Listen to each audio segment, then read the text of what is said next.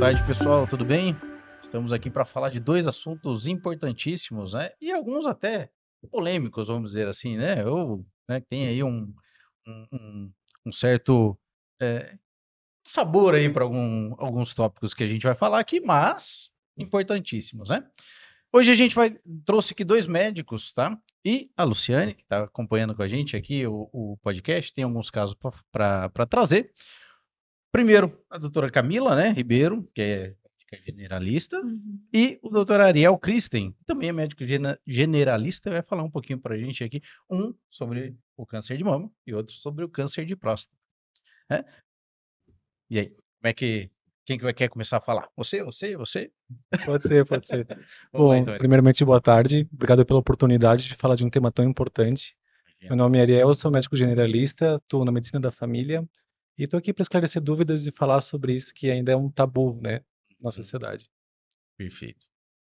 E eu também, obrigada pelo convite. É muito importante também, é uma honra estar aqui falando sobre esse assunto que realmente câncer de mama e câncer de colo de útero são assuntos prevalentes na vida da mulher durante certa idade, né? E é muito importante conscientizar sobre os meios de prevenção, como que a gente faz o rastreamento correto, né? Uhum. E importantíssimo também saber que ou seja, as duas são doenças que, sendo descobertas no tempo certo, são totalmente curáveis, né? Perfeito. E você, Lu? Eu sou a Luciane dos Santos Cava, sou analista técnica fiscal aqui da Inconet, já há um bom tempo, totalizando todo dá 13 anos que eu estou aqui. Também agradeço de coração o convite e pegando até as palavras da doutora, e espero que com as minhas palavras também as pessoas se conscientizem da necessidade de ir atrás, de fazer os exames que são necessários, periódicos, né, principalmente para aqueles que têm a necessidade, que a gente sabe que infelizmente ainda hoje muitos têm essa necessidade e não vão atrás, e espero que, né, colaborar com essas informações. Muito bem, Lu. Muito bem. Sejam muito bem-vindos vocês. Obrigada. Obrigado. Então, e vamos começar então a explicar um pouquinho o que a gente está no Outubro Rosa, né? Vamos tentar explicar um pouquinho qual que é o intuito, o que é exatamente o Outubro Rosa, o Novembro Azul, para que o pessoal que está assistindo também tenha esse conhecimento, esse entendimento desses dois programas importantes. Bom, o Outubro Rosa é um evento, a gente pode falar assim, né? Um evento de calendário que ele foi criado para essa conscientização mesmo, né? Antigamente era muito falado só do câncer de mama, mas hoje em dia a gente já generaliza assim a situação e fala que é mesmo um momento de cuidado com a saúde da mulher de uma forma mais integral. Então, por isso que hoje em dia se promovem campanhas em prol dessa prevenção, desse cuidado da saúde da mulher, né? Com os exames de rastreamento e tudo mais, para essa conscientização mesmo, para internalizar de que em algum momento do ano é importante, né, as mulheres entrarem nesse consenso de cuidado com a saúde. Entendi. E como a gente até comentou antes, né, aqui numa conversa extraoficial, Novembro Azul ele veio depois, né? Veio depois do Outubro Rosa, que justamente se veio a pergunta de por que não se cuida da saúde do homem, né? E se pegou até o câncer de próstata como algo emblemático, assim, como um ícone, mas é bom a gente ter um olhar mais ampliado em relação a isso, né? É a saúde do homem como um todo, porque não é só câncer de próstata. Aliás, os homens morrem por muitas outras causas que é além do câncer, né? Uhum. Então é bom que trazendo o homem para perto do consultório a gente consegue também não só fazer rastreamento de câncer, mas também falar de outros problemas, né? Que às vezes as pessoas nem têm ideia que são curáveis, que são tratáveis e numa consulta a gente consegue já diagnosticar, já consegue tratar o que precisa. Bom, e a questão da saúde da mulher, quando a gente vai falar de saúde da mulher, até o homem a gente sempre tem esse tabu por causa da próstata, né? Que é algo aí meio complicadinho para a gente citar. Mas a mulher, a gente, pelo menos nós, homens, né? A gente sempre pensa, a mulher tem que ir no médico, tá indo no ginecologista, né? Como é que funciona essa questão e qual que é essa situação de é ginecologista, não é? Ou é a mesma coisa do homem, como o Ariel comentou? Tem N fatores, mas é focado em um tópico específico. Você diz o quê com relação à especialidade que precisa buscar? Isso, exato. Tá. Sobre a saúde geral da mulher. Aham, sobre saúde geral, né. Bom, quando a gente fala da saúde mais integral, né, Hum, a gente não fala só de questão ginecológica, tá dentro também as questões hormonais, a questão de saúde mental, as questões de hábito de vida, alimentação, o controle do peso, enfim, tem uma gama gigantesca de coisas dentro da saúde da mulher, né. O ginecologista, ele é sim o mais indicado, né, quando a gente pensa: "Ah, preciso fazer o Papa Nicolau ou preciso fazer uma mamografia, vou buscar o ginecologista". Mas, médico da família também é uma especialidade que cuida da saúde da mulher de uma forma mais integral ainda, porque, eu ouso dizer que o médico da família, ele é muito completo, ele entende de muitas especialidades dentro de uma só, né. Sim, Então, assim, às vezes não tem a necessidade de só ir no ginecologista. Buscando um médico da família, você já tem completo, assim, já abarca bastante do cuidado que você precisa ter com a saúde, né, com questão dos rastreamentos, por exemplo, se for uma mulher gestante para fazer o pré-natal, o médico da família também faz, não precisa necessariamente ser ginecologista, né. Mas a gente sabe que tem esse estigma de que cuidado da saúde da mulher é só com o ginecologista, mas também pode buscar outras ramas, com certeza. Inclusive, as outras ramas também são muito, muito importantes, a questão hormonal, a questão de saúde mental, uhum, porque também tem a questão de que a mulher ela é muito sobrecarregada em vários aspectos do dia a dia e da vida, né. Então, isso também influencia com certeza em todo o desenvolvimento de outras doenças. entendi. E é um pouquinho cultural também, né? O homem tem essa de não, eu sou o cara, eu sou o fortão, eu aguento tudo, não me Uhum. abro tanto, e isso vai Sim, prejudicando. A mulher não, né? A sim, mulher já tem esse costume de procurar mais, buscar mais, e sim, assim por diante, né? é verdade. E com relação ao câncer de próstata, né? Por que que criou-se esse tabu? Ó, por que criou, a gente sabe bem, né? Mas conta um pouquinho pra gente por que que o pessoal tem tanto receio, ainda hoje, né? Mesmo com todos esses programas, todo esse processo de divulgação e de conscientização. Bastante disso se criou um mito a respeito do toque prostático, né? Toque na próstata. As pessoas acham ainda que o homem, quando vai no consultório, acima dos 50 anos, vai ser: oi, boa tarde, vamos fazer um toque na próstata. E não é assim, né? Não é esse o olhar que a gente tem como profissional, né? Sim. Então, assim, muito desse mito é por isso e também porque o homem não tem proximidade com o consultório médico, né? Como vocês comentaram antes, a mulher vai muito mais cedo no médico. Por exemplo, geralmente, menina quando menstrua, mãe, vamos no ginecologista, tem que É. acompanhar. O homem não tem esse marco, o homem não tem uma idade ou algo por qual ele passa que agora a gente vai no médico para acompanhar, Uhum. né? Então, assim, ele acaba indo no médico ou quando tem um problema muito forte, um problema muito sério, Ou quando a esposa arrasta, muito, sim, porque Verdade. acontece e muito. acontece muito de assim, às vezes o homem ele tá sentado e a mulher tá fazendo tudo. É ela que responde as perguntas, é ela que puxa as É, receitas, é ela que, né? Uhum. Então, assim, muito disso se cria primeiro pela falta de proximidade que o homem tem com o profissional, Uhum. né? Não só médico, mas de enfermagem, né? Qualquer profissional da saúde. E ele acha que quando ele entrar no consultório, inevitavelmente ele tem que passar por um toque prostático. E não é assim, né? Assim, a gente investiga antes, a gente vê se o paciente tem sinais, se ele tem sintomas, se ele tem queixas, né? Por exemplo, se ele vai já consultar com um especialista, com um urologista, quando ele chega nesse ponto, provavelmente ele já tem alguma queixa relacionada a isso. Então, inevitavelmente, ele vai passar por um toque prostático, porque isso é a rotina do especialista. Uhum. Mas a gente começa, na verdade, deveria começar um degrau antes, né? Que os pacientes fossem antes para o consultório para que a gente pudesse rastrear de outras maneiras, não só câncer, mas outras doenças, né? Uhum. Então, eu acho que respondendo a tua pergunta, é mais a falta de proximidade que o homem tem com o profissional de saúde mesmo, né? Por N fatores. A maioria deles é o social, é essa coisa de eu sou forte, eu dou conta, não estou sentindo nada, não estou sentindo nada. E aí, quando sente alguma coisa, às vezes até já é tarde, né? Sim. Porque nunca foi fazer uma consulta de rotina, nunca foi fazer um check-up, nunca foi ferir a pressão arterial, nunca foi fazer um exame de sangue para ver como é que estava a glicemia, depois está com diabetes, e aí já tem outros problemas e isso só vai escalando, né? Uhum. Chega um é. ponto até que é irreversível, né? Sim. E isso é muito verdade mesmo, porque a gente vê, assim, no dia a dia no consultório que o homem, ele realmente ele só vai quando ele tem um problema. Ele só chega lá no médico pra dificilmente a gente atende, por exemplo, bom, eu falo pela minha experiência, né, Aham. Dificilmente eu atendo um homem que chega e fala: doutora, não, eu só vim para fazer um check-up para ver se tá tudo bem. Mulher vem já, às vezes a mulher vem com alguma queixa, mas ela lembra: ah, doutora, eu esqueci, esse ano eu ainda não fiz Papa Nicolau, preciso fazer a mamografia, você pode pedir para mim. E o homem não, é difícil dele chegar assim, né? É. Eu, às vezes, que sugiro, falo assim: olha, quanto tempo faz que o senhor não faz o exame? Ai, faz muito tempo, doutora. Então, vamos fazer um exame de sangue para ver se tem alguma Não, mas tá coisa, tudo bem, não tô colesterol. sentindo nada. É Não, isso não que tem ele... Essa nada. Aí você frase é vai medir a típica. Eu não tô pressão. sentindo nada, eu não tô sentindo nada. Você vai medir a pressão, tá 18 por 100. Mas É. só que também esse vínculo, né, social que se cria até na família, também isso já vem de gerações antigas.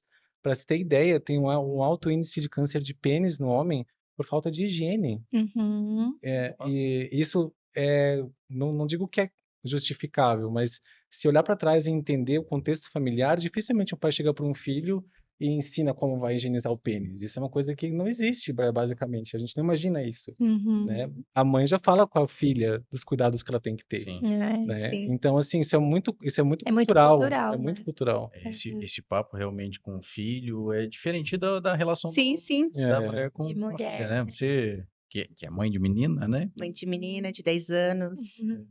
numa cabecinha de pré-adolescente. Mas a minha pequena, com 2 anos e meio, teve câncer. Ela teve na adrenal direita. E de lá para cá, eu fui fazendo exames também, tanto que eu cheguei a ter em 2022. E um dos pontos, claro que, não digo da descoberta em si, porque eu sempre fazia o exame, né, periódico. Mas até eu comentei com o Eduardo, questão de sintomas. Um dos sintomas que eu fui tendo, que foi um alerta, tipo, o olhar ali para conhecer o corpo da gente, é que eu comecei a não querer comer, literalmente. Tanto minhas amigas, a minha amiga grudentinha aqui da empresa, a Evelyn, falava assim: amiga, você come tão bem e não está comendo. Eu não comia. O cheiro do alimento, sabe, Já era um sinal já de que era um alguma sinal. coisa estava errada, né? Aí eu fui para onde? Pro Google. Os médicos adoram isso, né? Não, eu fui olhar no E eu Google. lembro da época da minha menina, mas os médicos sempre falavam: Luciane, larga o celular, porque às vezes a médica entrava lá dentro da sala, eu estava lá, né? Que foi um tratamento bem árduo, então, tipo assim, e foi novo, então, você escutar, ver de longe é uma coisa, agora você ter na tua família é diferente. E eu vivia pro Google. E no meu caso também fui pro Google, né? Aí eu lembro que eu falei para Evelyn: nossa, a Evelyn tá marcando aqui que é câncer. Ah, mas não deve ser, né? Vamos procurar aqui, deve ser outra coisa. Mas eu fui procurar. Eu fui na endócrina e falei assim: olha, doutora, eu tô perdendo muito peso. Eu já tive que, nesse período que eu fui lá, que fazia mais ou menos uns quase 2 meses, eu tive que mudar a numeração até da calça, de tanto que eu estava perdendo peso. E ela falou assim: não, deve ter, então talvez alguma coisa, vamos investigar. Só que eu não investiguei ali, porque eu já tinha ecografia e mamografia marcado, né? E dela pediu uns exames de sangue, então foi um conciliando com o outro. Tanto que passou um mês desse processo que foi descoberto na ecografia, que na mamografia não apareceu. Tanto também da questão da importância sempre dos 2 exames, né? Uhum. E voltando para minha filha, que eu já dei uma piada aqui, a questão da higiene é totalmente isso. É. Você vai, olha, filha, tem que fazer assim, assado, tem que cuidar assim. É. Ela, eu não sei em relação aos outros, né, que eu só tenho ela, mas eu tenho um acompanhamento com ela direto na endócrina em relação, né, ao processo, tanto que a própria endócrina às vezes fala para ela, olha, tem que lavar assim, tem que fazer assado, Uhum. tem que cuidar com isso, tem que cuidar com aquilo. E eu não sei se fosse um menino, se também seria a Sim. mesma situação, né? Eu acho que sim, porque, assim, ó, o meu filho tem mais conversas assim com a minha esposa do que comigo. Aham. Ele é meio arredio Mais comigo, mais fechadinho. fechado comigo. Bem, teve todo um processo que eu viajei durante 9 anos, né? Então não parava muito em casa, na época Sim. das filiais. Então ela assumiu esse papel também. Então ele se abre mais com ela. Talvez no teu caso seria a mesma coisa. E a mãe tem essa proximidade, ela tem Né? um É. jeitinho, sim. né? A gente é meio ogro para falar com o O filho. importante é se abrir, né? Mas o É, importante é que ele tenha confiança para se abrir com alguém, exato, né? exato. Esse é o Sim. ponto. E Eu que tem curti até, porque, orientação, assim, né? sim. É, Mas é como o colega falou, assim, aqui é uma questão cultural muito, muito internalizada já. que de anos, não sei, 20, 30 anos atrás, não era assim desse jeito, né? Hoje em dia ainda tem um pouquinho mais de abertura para conversar sobre determinados assuntos e sobre essas coisas que por aí às vezes parece tabu, mas nem é para ser. Você vai ensinar teu filho a fazer uma higiene correta, né? E isso realmente, que nem ele falou, isso pode prevenir câncer de pênis, que é uma coisa que não se fala muito também, né? Isso também Realmente. faz parte da saúde do homem. Sim.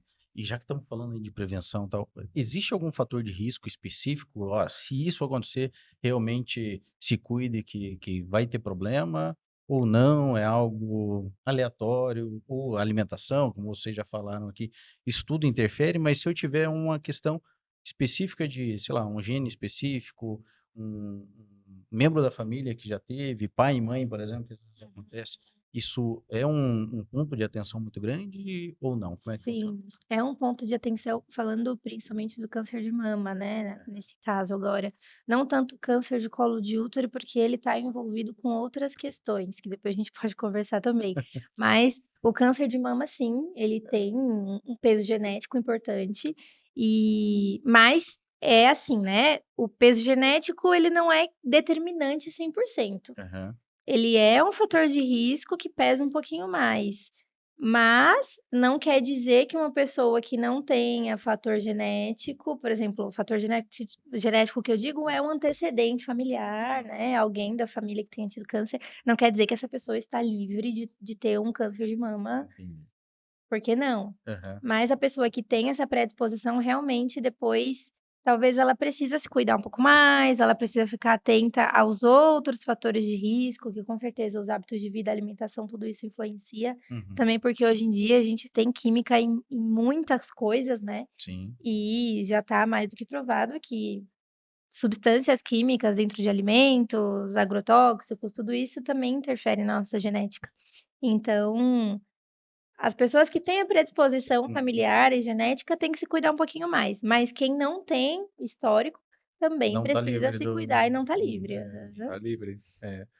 O câncer de próstata acontece muito isso dessa parte genética familiar, assim, é muito forte. Uhum. Tanto que o rastreamento, para quem tem um histórico familiar, ele já, sim, você já tem que pensar antes em fazer um toque prostático, porque pode ter alguma alteração, é diferente de alguém que não tem nenhum histórico familiar, por exemplo.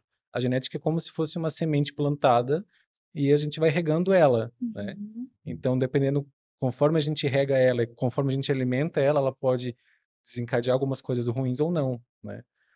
Principalmente na questão do câncer de próstata, mas isso para todos os cânceres. Sim, Questão do tabagismo, né? também. Cigarro, do álcool, do sedentarismo, né? Isso pode até ser que a pessoa não tenha um câncer de próstata por causa disso, mas vai ajudar a desenvolver, né? Se a pessoa Entendi. tem essa predisposição, como a colega comentou, Hum. provavelmente a pessoa vai ter um risco muito maior de desenvolver um câncer. Não só da parte masculina ou feminina, mas câncer de De cólon, qualquer coisa. de garganta, de tireoide, enfim, realmente um tema que pode mudar muito o fator que a gente fala de prognóstico, né, Uhum. da doença. Entendi. É, Então, porque se for parar para pensar assim, a gente tem que entender como um ambiente, vamos supor, o nosso organismo tem um ambiente interno e um externo. O ambiente interno seria toda a parte genética, né? Toda a carga genética que a pessoa carrega, que já tem ali a predisposição, e a parte externa seria tudo que vem de fora. Que a Então, gente traz. exatamente, que daí entram, né, os hábitos de Aham. vida, alimentação, enfim, uso de drogas, álcool, cigarro, e tudo isso também interfere e acaba gerando ali dentro, na parte interna, que seria a parte genética, algumas alterações que podem desenvolver depois. Complicador. que é a chave que vira, né, Isso. para que um tumor ou algo se desenvolva. Sim. Se tinha casos na família, Lu? Então, quando, né, a primeira foi na minha filha, aí a gente fez o teste genético em Uhum. todos os meus irmãos, meu irmão, né, tem minhas irmãs e nos meus pais.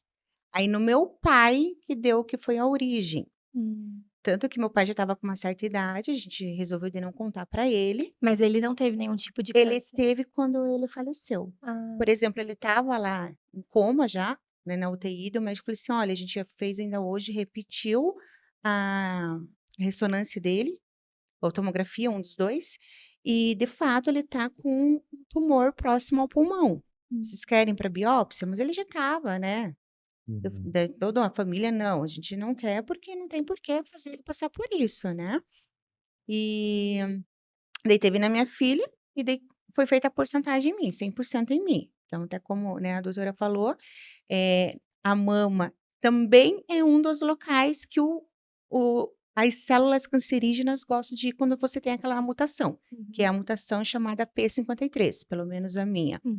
Então, por exemplo, ossos, fígado, pulmão e cérebro são os pontos principais que eles gostam de atingir. Sim. Tanto que, principalmente a cintilografia óssea, que é um exame que raramente se fazem, eu faço a cada 6 meses.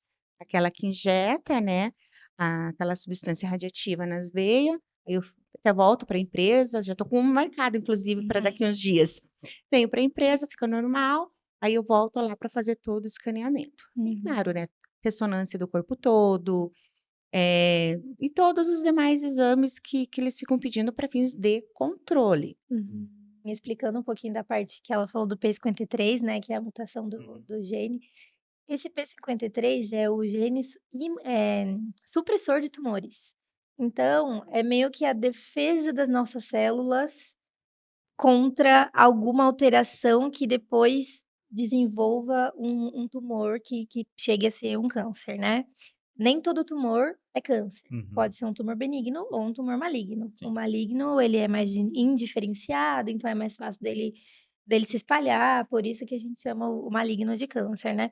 E esse gene que ela falou que tem a mutação, ele justamente é o nosso gene que a gente tem para suprimir esse tipo de crescimento anormal das células que gera o tumor, né? Sim. E daí, no caso dela, ela já tinha a predisposição genética, que ela tinha a mutação 100% desse gene. Então, qualquer coisinha que aparecesse de histórico familiar ou de algo externo ia desenvolver, porque o gene não estava ali para defesa, né? A P53 é como controle de qualidade, assim. Tem uma reprodução celular e vai lá e, ok, essa passa, essa célula não passa, tá com algum defeito. E quando não tem esse controle de qualidade, é muito mais suscetível que as células comecem a se reproduzir de uma maneira que depois pode gerar um tumor, pode gerar um câncer, né? Por exemplo, os tumores, né? Depois de tudo, algumas outras coisas eu comecei a entender. A questão do maligno benigno. Por exemplo, eu tenho um tumor benigno no pulmão, eu tenho no rim e tenho 2 na garganta. O da garganta já está no estágio 3. Então, o próximo estágio, né? Mas é algo que eu estou sempre vendo, sempre controlando, Fazendo sempre, controle, né, verificando. Porque o da mama também, o da mama foi para 2, depois foi para 3, até que chegou no 4, né, no BIHARDS 4, que daí quando já foi o descoberto. E ainda ele foi bem escondidinho, que como eu falei, né, não foi nem conseguido ver ele na mamografia. na mamografia, só pela ecografia mesmo, e posteriormente, né, com a ressonância que ele foi encaminhado para biópsia. Sim. E olha só, no caso dela, como impacta bastante a importância, né? Não só da mamografia, também da ecografia. E ela foi uma paciente que, querendo ou não, desenvolveu ali nódulos numa idade muito cedo. Quantos anos você tinha? 34 o primeiro. 34 anos. 39 é que ele desenvolveu. E perdão, Dudu, com 35, devido à genética, né, e por estar 100%, a médica que eu fui na médica geneticista. Então, eu carrego comigo uma cartinha e tudo mais, e por ela, com 35, já teria feito a masectomia total. Aí eu pensei, não vou mexer no que tá quieto, né? Poderia ter mexido, não teria sofrido o que eu sofri com 8 quimioterapias das fortes, porque quem tem a mutação não pode fazer radioterapia. Então, como não pode com radioterapia, vai para quimioterapia forte. E foi o que aconteceu. A questão da idade até é algo, assim, é uma dúvida recorrente. Todo mundo acha, eu vejo isso só lá na frente, né? Pelo menos no homem, a gente tem a questão ali, depois dos 40, depois dos 50 que a gente vai ver. Na mulher, ela ainda faz os exames bem antes, né? Mas existe vamos dizer assim, um divisor de águas para o homem, por exemplo. Quando começa realmente a maquininha começar a parar, e da mulher também, ou não? Como é que é essa questão? Assim, para o câncer de próstata, é importante também dizer que, sim, existem várias diretrizes, né? Nunca uma diretriz única, né? O que o Ministério da Saúde fala hoje para os homens e para o câncer de próstata é que a partir dos 50 anos já é recomendável se fazer screening, né? Tipo, que é um rastreamento para o câncer de próstata. Mas isso também vem mudando conforme vem passando o tempo, porque antes, por exemplo, se usava muito PSA, né? Que é um marcador, o antígeno de prostático, né? Uhum. Hoje já está se caindo por terra isso, porque ele não necessariamente foi associado ao câncer, ele pode estar associado a qualquer alteração da próstata. Uhum. Então, se você colocasse 100 homens para fazer PSA, talvez 30 estejam alterados, mas isso não significa que vão ser câncer. Às vezes um é câncer, né? Uhum. Então, hoje é muito discutido isso de como a gente faz esse rastreamento, né? Hoje é uma decisão individualizada. Uhum. O homem passou a partir dos por exemplo, completou 50 anos, né? Passou dos 50 anos, a gente senta, a gente conversa, a gente diz os riscos, Uhum. pergunta se o paciente tem algum sintoma, se ele tem algum histórico familiar, como a gente falou né, Da da carga genética, genética. e aí a gente vai tomar decisões a respeito de pedir o PSA, fazer um toque retal, né? Mas hoje isso é bem individualizado para cada paciente. Mas respondendo a tua pergunta, né? O marco seria 50 anos 50 anos. por câncer de Para próstata. começar, né? Mas Tirar. isso não quer dizer também que isso não vai mudar daqui para frente, né? Sim. O Ministério da Saúde por câncer de mama tinha um rastreamento a partir dos 50 E agora já e agora já baixou para 40, né? Uhum. Sim. Porque outras diretrizes internacionais já mostravam que era a partir dos 40, né? Sim. Então, tudo é muito mutável, Uhum. né? Então não dá para levar uma regra assim geral, né? A gente tem que sempre analisar caso a caso. E também depende do histórico familiar, como vocês comentaram, né? Se Sim, quiser, isso também. se já teve casos na família e quiser buscar antes, já procurar uma ajuda Claro, médica, claro. é ideal, né? Seria ideal. Sim, seria o ideal, sim. Uhum. Como a gente Claro. comentou antes, que eu até falei, provavelmente se o paciente tem um histórico familiar, talvez ele tenha que fazer o toque prostático antes. Porque é Uhum. isso, a gente vai ver cada caso, Sim. vai avaliar e daí a gente vê a conduta que a gente vai tomar, né? E sempre também com a decisão do paciente, né? Se o Sim. paciente se recusa a fazer um exame, a gente não pode obrigar ele, né? Sim. A gente tenta conscientizar o máximo possível, É. mas também não é algo que a gente tem que fazer na obrigatoriedade, né? Sim. Então, Eu me lembro, eu não sei onde foi que eu li, ou se foi em alguma aula, mas que dizia assim que o homem dificilmente ele morre por câncer de próstata, ele morre com o câncer de próstata. Quer dizer, a possibilidade dele morrer por complicações do câncer de próstata são muito pequenas, perto da possibilidade dele morrer por outra coisa e ele ter o câncer de próstata e nem saber que tinha câncer, Uhum. entendeu? Porque realmente é algo, como ele falou, que a questão do rastreamento tem que ser bem individualizada. Uhum. Para também não submeter o paciente a determinados tipos de exames sem necessidade, né? que hoje é o que a gente chama na medicina de prevenção quaternária, né? Uhum. É você não expor o paciente a determinados tipos de exame ou de tratamento sem a necessidade disso, Sim. né? Sim. E às vezes acontece bastante do paciente chegar e falar, doutor, eu queria fazer uma tomografia do corpo inteiro. Mas ninguém chega pedindo um toque prostático. Não. Isso eu posso garantir. Isso Essa parte é complicada. Mas é uma outra perguntinha também que surgiu com todo o avanço da medicina, todo o avanço, a tecnologia está aí, imagem para lá, imagem para cá. Hoje você tem, né? Você vê como é que é? O ultrassom para ver o bebezinho lá, tá em Sim. 5K, não sei o que, você vê o Uhum. rostinho da criança. Sim. E a gente não consegue um outro tipo de exame para identificar esse tipo de situação sem ser o toque. Não, na verdade, a gente tem que também diferenciar, né? Porque uma É. coisa é você fazer um rastreamento, Aham, né? O toque, ele é a primeira aproximação de a gente ver alguma alteração, aham. né? Depois disso, tem ecografia que a gente pode pedir, tem biópsia, tem tomografia, e a gente pode escalar para outros níveis, né? Mas o básico e o mais fácil de se fazer, o mais acessível é o toque, porque é basicamente o paciente profissional. É. Não demanda custo, não demanda que você vá para um centro de especialidade, né?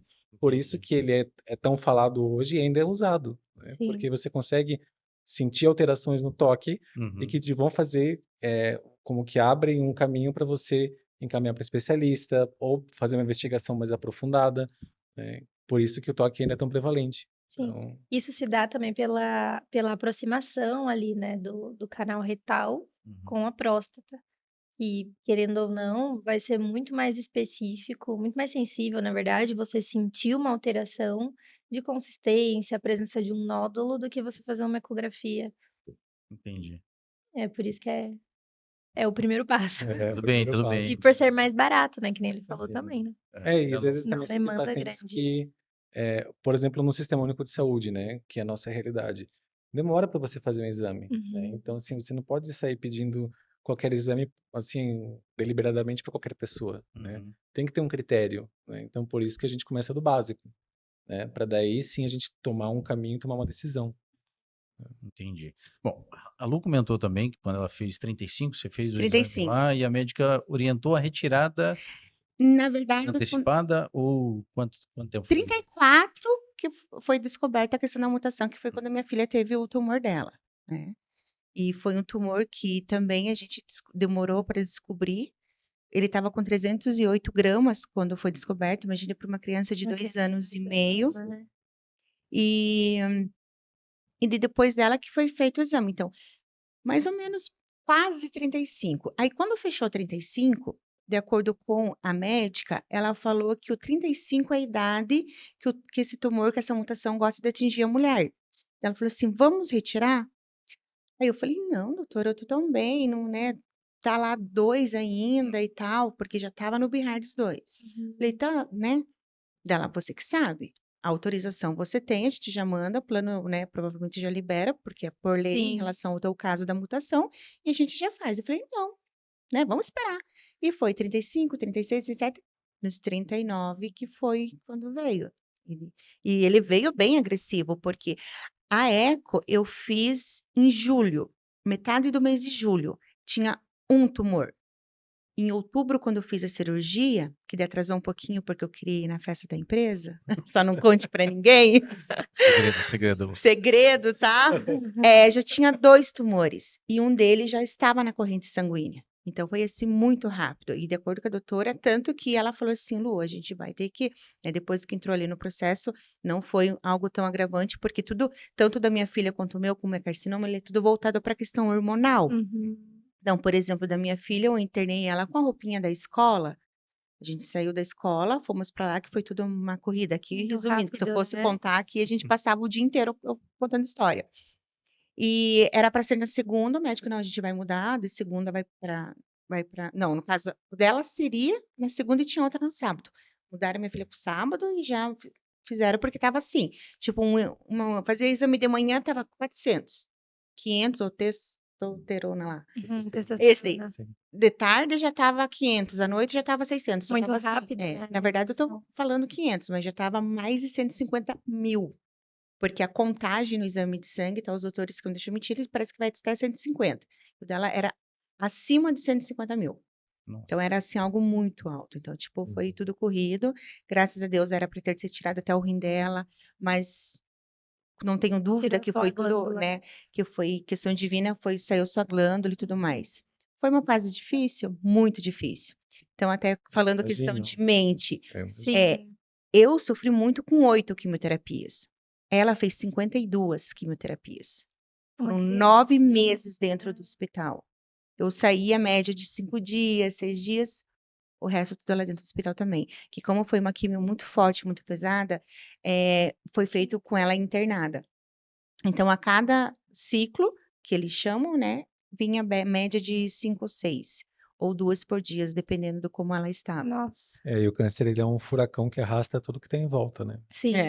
O paciente, sem dúvida, é o que Porque mais não tem nem sofre, mas como, né? Não tem nem como mas ele a arrasta família tudo que sair tem em volta. ilesa, né? Não. Não tem como. Que bagunça bastante, né? Sim. Rotina, nossa, a preocupação deve ser doideira.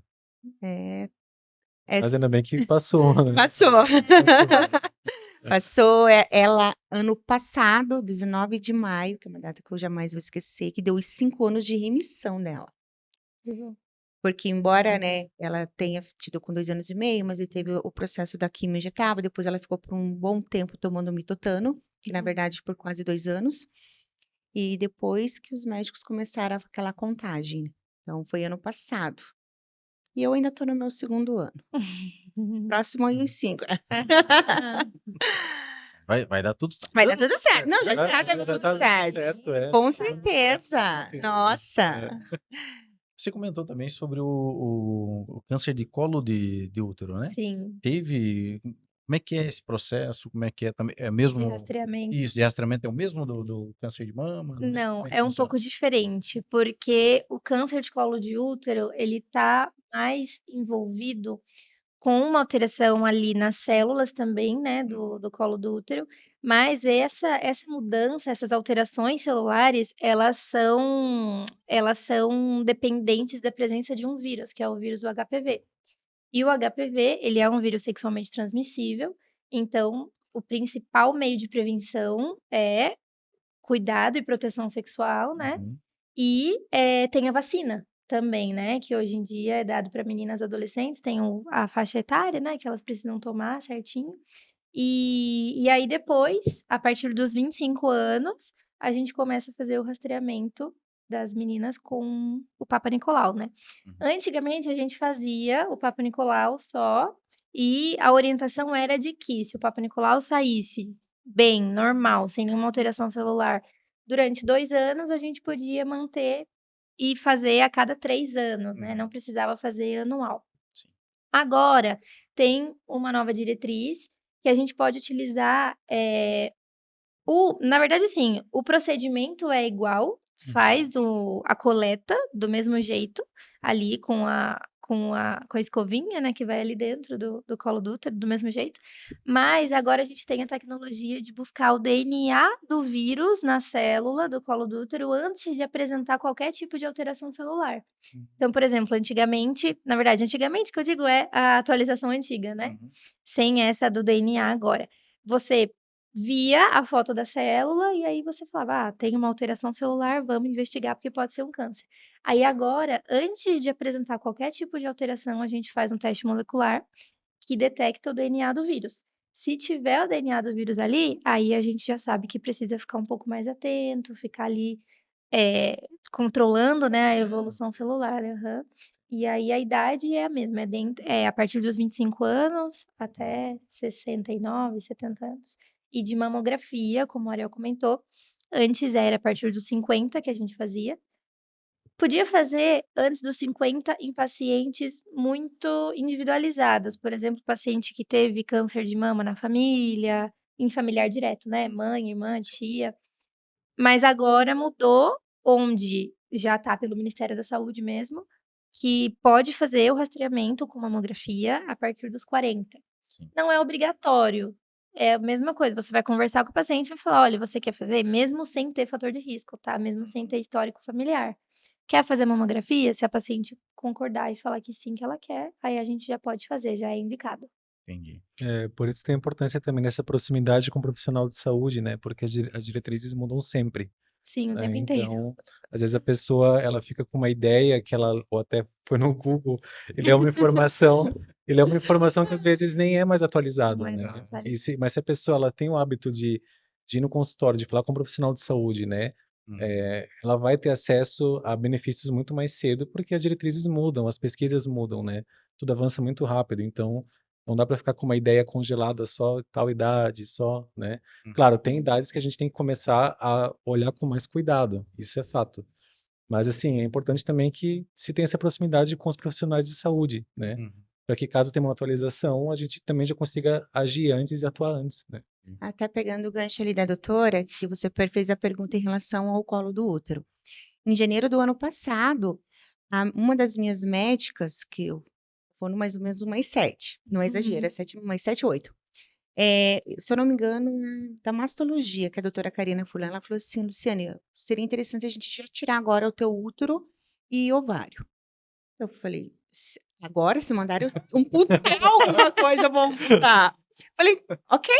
Falei: vou me programar lá na empresa, né, certinho. Eu estava com férias, falei: não, já pego minhas férias, tudo certo. Aí ela falou: só que, né, primeiro agora a gente tem que conversar com os outros médicos para ver se eles dão ok também. Aí primeiro eu levei a cartinha para minha médica que cuida comigo na oncologia. Eu ainda faço vários tipos de tratamento pós-oncológico. Ela falou assim: olha, eu não sei se eu posso liberar. Você vai ter que ir para a geneticista de novo. Voltei nela. Ela analisou, pediu outros exames e ela não aceitou. Ela falou assim: não, mas pode deixar que eu mesma converso com a doutora Karina, com a doutora Ana Paula, porque a gente não vai mexer no que está quieto. Eu falei assim: a tua mutação, a tua situação ali, você sabe que é cabeça, é ossos Que são e a coisas mama. São específicas, coisas né? específicas. Pode acontecer de sair um tumor em outro lugar? Pode, mas isso é um pode, igual como Sim. pode qualquer outra pessoa. Não que a gente vai tirar tudo isso, jogar você para um centro cirúrgico para correr sangue ali por tudo que é lado, Uhum. foi o que eu consegui entender na cabeça, tipo, mexer literalmente numa Em célula que tá tudo. quieto. É, também porque são riscos, né? Qualquer Sim. cirurgia é um risco, né? Cirurgia qualquer. Aí ela falou assim, não. E ela fez uma cartinha, conversou com as médicas, enfim, não fiz a cirurgia, tá ali, Não o fez. útero, o ovário, que elas iam tirar tudo, é o útero, os 2 ovários e a trompa. Aham. É, porque falando assim de útero, né? A gente tem, principalmente falando, né? O câncer de colo de útero, que eu não sei muito bem as estatísticas, mas eu acho que ele fica só atrás do câncer de mama mesmo, em questão de morte. Isso se não for o primeiro. Porque realmente é um câncer que pode ser prevenido e ele também ele é muito forte, ele é muito violento quando ele aparece, porque ele não dá sintomas. Uhum. Não é como, por exemplo, uma mulher que nunca fez um rastreamento, nunca fez um exame.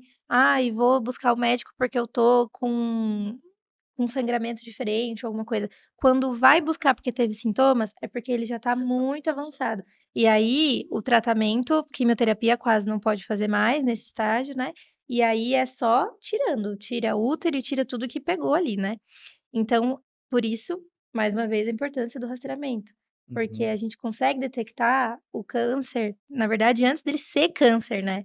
A gente detecta ali as alterações celulares e já consegue prevenir, porque tem tratamento. Uhum. Então, é muito importante isso. E outra coisinha, só voltando naquele link que a gente tinha falado das questões externas, né? Como elas influenciam. O câncer de colo de útero, como eu falei, ele está muito envolvido com a infecção do HPV, né? Uhum. E mulheres que fumam têm um fator de risco muito grande para desenvolver, porque a substância ali da nicotina, do tabaco, enfim, ela faz umas alterações ali dentro da do desenvolvimento viral mesmo na célula, que estimula a diferenciação das células, né, para virar mesmo um tumor. Então é bem complicado, assim, essa questão tanto dos fatores externos, não é só o que a gente tem de carga genética, né, tem também a parte externa. E falando um pouquinho dos sintomas também, né? Você comentou que o da mulher do colo do útero, quando você começa a sentir alguma coisa, Ele já tá ele já está avançado. avançado. A Lu comentou que ela começou a emagrecer. Opa, tá meio estranho aqui, não tá normal, Uhum. né? No caso do homem também, da próstata, a gente tem algum sintoma específico? Não tem? Ou Assim, só quando tá bem avançado também? Como é que funciona? no específico, não tanto, mas sim tem sintomas que a gente tem que olhar com mais cuidado, porque a gente pode estar falando já de um câncer, né? Que a gente fala que são sintomas obstrutivos. Isso principalmente para que se entenda um pouco, a próstata, ela está atrás da uretra, que é onde passa o xixi. Uhum. Então, quando ela começa a crescer, é como se fosse um caninho passando água e esse caninho vai começar a prender, ele vai começar a fechar porque vai diminuir o espaço, né? Uhum. Então, o homem ele vai começar a ir mais vezes ao banheiro à noite.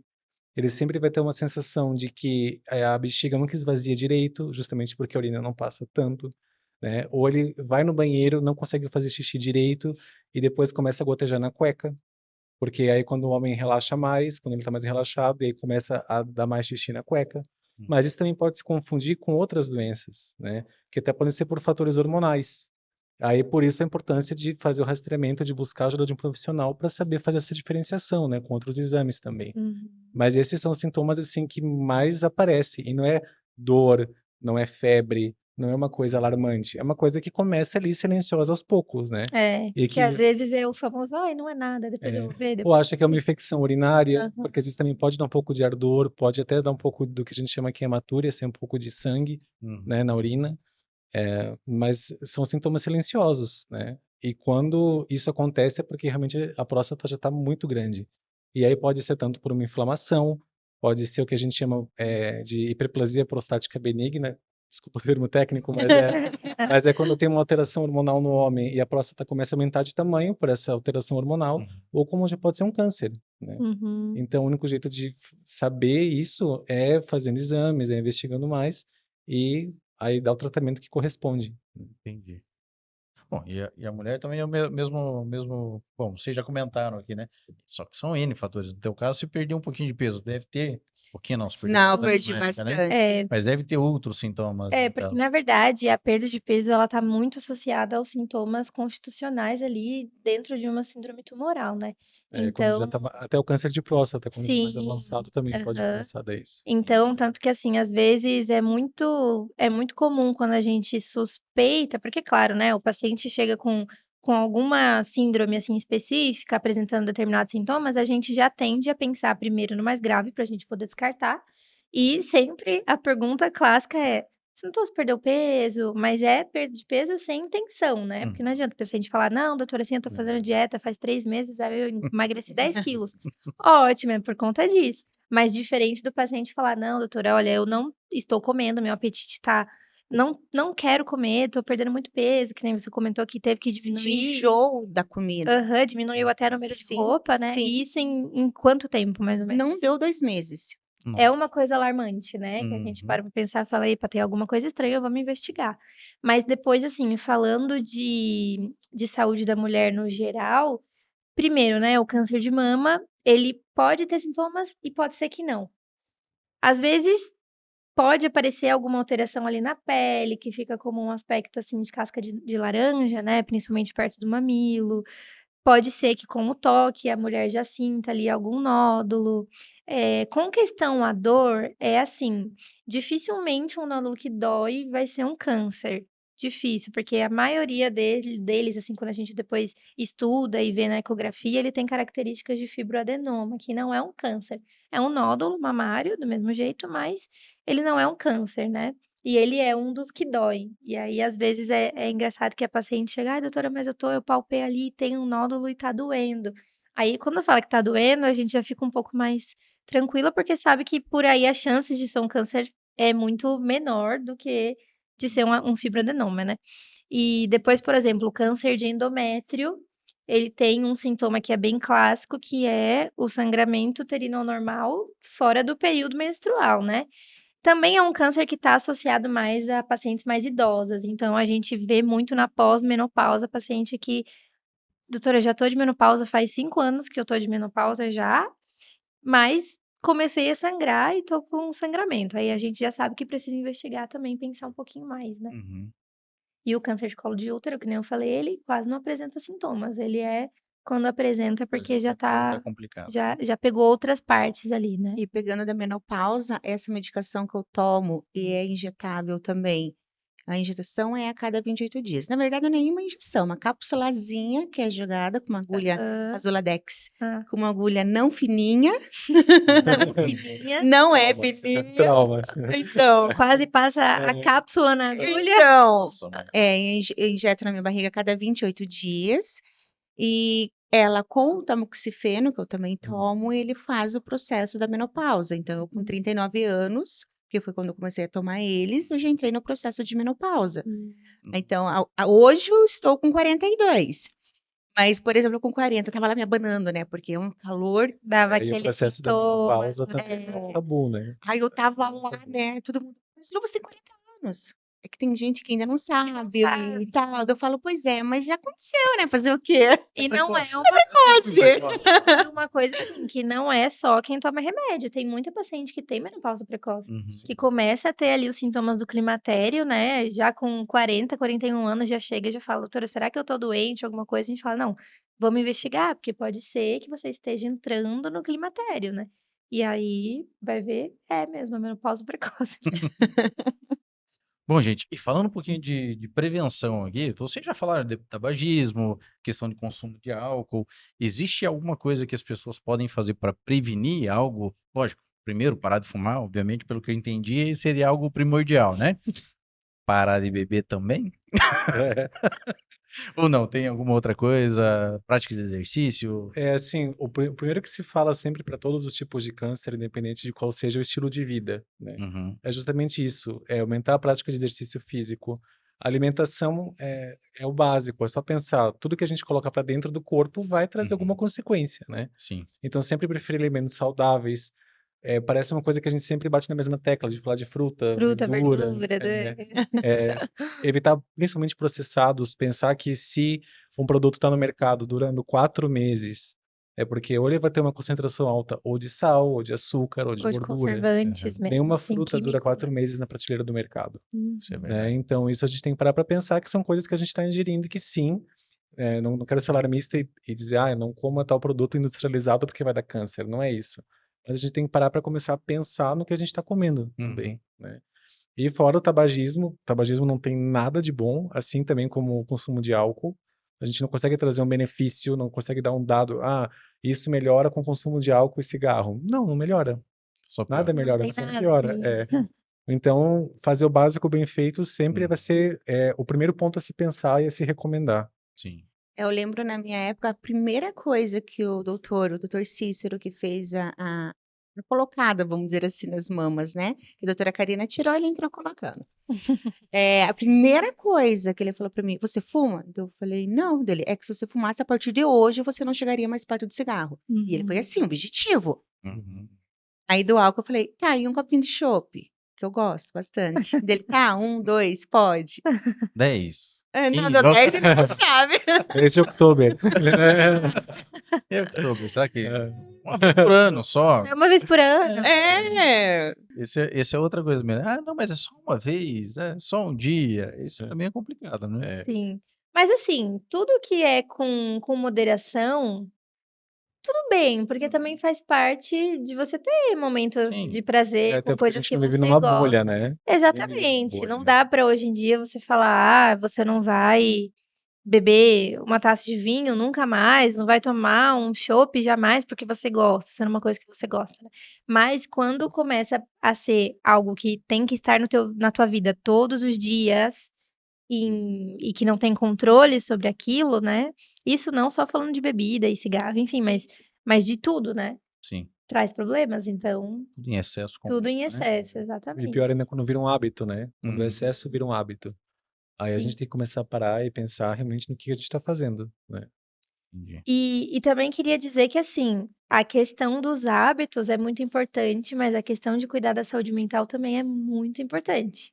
Inclusive, não quero dizer aqui, longe de mim dizer que o paciente vai ter câncer porque ele está com depressão, não é isso. Uhum. Mas tem muitos casos de pacientes que têm algo ali suprimido e que quando passa por alguma situação de saúde mental complicada, algo emocional que afetou, desenvolve o Uhum. câncer ou desenvolve alguma outra doença que talvez ele tinha antes e não sabia, porque estava ali controlada.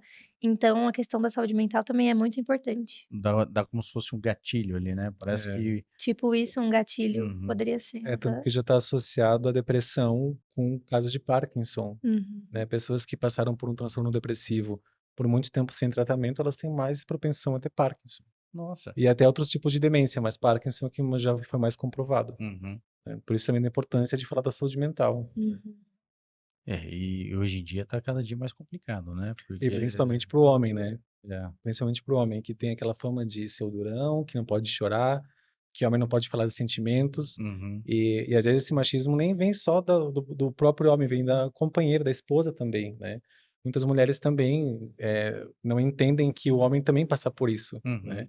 Também cobram do homem uma posição, cobram do homem que ele sempre esteja bem, que senão o homem é um frouxo, senão... E não, todo mundo tem que cuidar da saúde mental, todo mundo sente as coisas e responde aos sentimentos de alguma forma, né? E Uhum. alguns respondem até de uma forma violenta, se não conseguem entender os sentimentos que têm, os traumas que passaram, né? Uhum. E aí o homem acaba ficando mais violento, ou até pode ter mais propensão ao suicídio, como os índices de suicídio são maiores na população masculina, justamente por isso, porque o homem se fecha, acha que tudo ou vai ser julgado de uma maneira errada, ou ele vai ser avaliado de uma maneira errada e não fala o que está pensando, o que está sofrendo, né? As angústias. Sim. Então, E aí entra um pouquinho também da estrutura familiar, né? Que tanto no caso da saúde mental quanto qualquer outro tipo de câncer, porque Uhum. a gente tem a situação também de que, não, meu Deus, tem gente que fala, perdi, nossa, já era, não tem mais salvação, vamos preparar já, né, o próximo passo, vamos dizer assim. Então, assim, essa estrutura familiar também, às vezes, complica bastante, né? Você, pelo jeito, teve Totalmente. uma, Com Muito. uma certeza. estrutura muito boa de pessoas ao teu redor que, ao invés de, né, trazer você Sim, para sim. baixo. Só levantava. Uhum. Família, amigos, os amigos aqui da empresa, amigos externos. Tive muito apoio. Tive e Uhum. tenho, É a porque rede de apoio, né? eu brinco que Realmente. eu sou uma pessoa que gosto muito de festar. E eu tenho muitos amigos específicos de festar. Mas que quando eu estava doente, literalmente falaram, Luz, precisa a gente vai lá limpar tua bunda. Perdão a palavra, mas foi bem assim. E foi Mas bem esses são assim. amigos, né? Aham. Isso E são eu amigos, brinco né? que eu tenho amigos de verdade, porque eu Sim. tenho aquele amigo que eu posso contar para qualquer horário, Isso é qualquer momento. importante, isso é importante. Não só de E amigos, mas também de família, né? sim, quando eu soube, eu não divulguei aqui na empresa, até porque, como, né, o doutor acabou de falar, hoje se você chega e falar que tô com câncer, meu Deus, né? Uhum. E eu lembro que para algumas pessoas, no dia que eu saí de licença, que foi numa sexta-feira, então me arrumaram minha mesa e tal, que foi o único dia aqui que efetivamente eu desmoronei em chorar, porque foi muito lindo tudo. E as pessoas, você está saindo por quê? Você pediu a conta? Tipo, Ninguém né? sabia, Aí, assim, tinha gente que não muitos sabia. ainda não sabiam, e muitos dos que estavam próximos ainda não sabiam. Aí teve duas pessoas, um já não tá aqui, uma ainda tá. Aí eles, você conta assim pra gente que você tá com câncer? Eu falei, desculpa, mas não tem outra forma de eu contar, né? E, e é muito do trabalhar a cabeça. Até uma vez uma nutricionista que trabalha até hoje lá no Graças, um dia eu tava nervosinha lá em relação à minha filha, ainda nem foi o meu ponto. Aí ela já me falou umas coisas e a gente ficou amiga, nós somos amigas ainda. E vamos ser sempre. Uhum. Aí, esses tempos, ela me mandou mensagem assim do nada. Falou assim, Lu, talvez você se pergunte por que que você passa por isso. Mas saiba que, dependendo para quem vai o problema, a pessoa não sabe lidar. Você soube. E várias pessoas, inclusive aqui da empresa, de fora também, mas que eu não. Que a gente trabalha aqui com 600 funcionários. E tem pessoas que me conhecem e eu não conheço. E eu já recebi várias mensagens de pessoas daqui falando: Lu, eu melhorei minha depressão depois que eu conheci você. Lu, saber de você e da tua filha me motiva a vencer tal coisa. É. E eu me sinto gratificante com isso, E tem que se sabe? sentir mesmo. Tem que se Sabe? sentir mesmo, né? E assim, eu não, como eu falei para vocês, e não é mentira, eu nunca julguei a Deus. Eu sempre senti o porquê de tudo isso, né? Uhum. Mas é muito gostoso saber que você consegue ajudar de alguma forma as pessoas também, embora sejam formas que a gente não quis. Eu, pelo menos, não queria ter Sim. passado. Não, É. Principalmente a com a gente minha escolhe, filha. né? Com certeza. Nunca escolhe passar por isso, né? É. Mas realmente, assim, a forma de como a pessoa é leve, de como ela encara a situação, e isso a gente vê sempre. Uhum. Porque a gente tem pacientes de todos os jeitos, né? Principalmente lá no Sim. postinho, a gente tem paciente que chega tá com a unha encravada e tá chorando, fazendo um escândalo, do mesmo jeito que tem paciente que chega, que já tá praticamente desenganado e tá vivendo a vida, chega sorrindo, chega abraçando, Sim. chega feliz, Que sabe? você acha que não, assim, que vai ser uma consulta rápida, porque aí você olha o prontuário e assim, tem um histórico que tu pensa, como que a pessoa passou por isso? Aham. A gente sempre escuta lá, médico do INSS, médico do INSS, né? Eu nunca tinha ido para o médico do INSS. E eu fui fazer minha perícia, a médica deu lá o atestado de 30 dias, então é 15 dias empresa, 15 dias INSS. Aí eu cheguei, fui lá, eu tava ainda com os 2 drenos o dia que eu fui. Não, mentira, eu tava com um, porque foi 16, eu fiquei com um mais do que o outro. E daí eu falei, não, mas amanhã provavelmente, ou depois da manhã no máximo, o doutor já tira e tal, porque eu esqueci de levar um dos papéis que o médico precisou. Aí ele, não, vou dar aqui uma autorização e qualquer pessoa pode trazer esse papel. Eu não lembro qual papel lá que tinha faltado, mas que eu mesmo tinha esquecido de levar. Dele é melhor alguém trazer para você evitar de ficar andando. E eu pensei assim, nossa, ele é tão querido, né? O povo fica falando mal, enfim. Aí tá, né? No dia seguinte, meu marido levou lá, no horário que estava agendado para ele levar esse papel que faltou, e ele falou que ia demorar lá um período para pós a entrega desse papel, que era o papel fundamental, para sair lá o período que ia sair a liberação do auxílio. Uhum. Não deu 2 horas. Veio lá já a mensaginha que eu tenho meu sobrinho que trabalha no RH de uma empresa, e dele estava lá cuidando para mim essas coisas. Ele falou assim, tia, já saiu lá a liberação. Daí eu falei, nossa, mas Que 2 rápido. horas? Aham. Beleza, né? Eu olhei lá, olhei rapidinho, falei assim, vou voltar dia 8. Mas eu não vi dia 8 de que dia. Para mim, dando que 30 dias, eu já estava aqui na empresa, né? Aí ele saiu de tarde, ele pegava minha filha na escola e levou para mim lá na casa. Daí ele tá, e eu sossegada, conversando. Ele, tia, você não viu o prazo que o doutor te deu de afastamento, né? Eu falei, não. E eu fui explicar para ele. Eu falei, não, é 15 dias da empresa e 15 dias pelo INSS. Ele, não, tia, ele te afastou por 6 meses. Eu falei, como assim? Não, 6 meses. Nossa. No dia seguinte, já entrei em contato aqui no RH da empresa, como que eu fazia para entrar com recurso. Eles, calma, Lu, calma. Daí tá toda a família, meu marido, calma, amor, a gente não sabe o que você vai passar ainda, né? De fato. Tinha dias que eu ia conseguir ficar aqui de boa. Agora, teve dias, teve assim, momentos que eu já estava magra com o processo. Aí fiquei mais magra ainda, que bermuda eu não colocava, que não via carne, via ossinho. Nossa. Falar nisso, eu fiz minha quimio tudo aqui na mão, porque eu Porque falei, não tinha não, mais acesso. ela queria já marcar a cirurgia para colocar. Eu falei, não, minha mão vai aguentar. Hum. E aguentou. Ó, Tudo ficava ali. Fiz a colocação daquela touca, não adiantou nada. Perdi tudinho. Cílios, sobrancelha, cabelo. Nossa, pra mulher é o. acho que essa é a pior parte, né? Acho que Assim, essa é a pior parte, lógico, assim. não menosprezando as outras, né? Claro. Mas quando você vê que começou a perder o cabelo, Pra acho que vocês terem uma E não só ideia. para Perde mulher, também, para o homem porque também. você se olha no espelho e você não se Porque reconhece mais. exatamente. É. Eu, Para o homem também é uma parte muito difícil, assim, porque mexe com tudo, né? Mexe também com a questão da estética, mexe com como ele se vê, é a mesma coisa de um Como homem se e uma mulher, percebe, do né? mesmo jeito. Como... Aham. Aí tem um teste genético que eu não lembro o nome, que não é feito aqui no Brasil para ver se precisa ou não fazer quimioterapia. Aí a doutora Ana, que é da médica da oncologia, falou que da possibilidade de fazer. Eu falei, eu quero fazer porque eu não queria fazer quimioterapia para eu não perder o cabelo. A doutora Karina me ligou, ela falou assim, Lu, eu não estou falando como tua médica, eu estou falando como tua amiga e como tua mãe. Faz essa quimioterapia.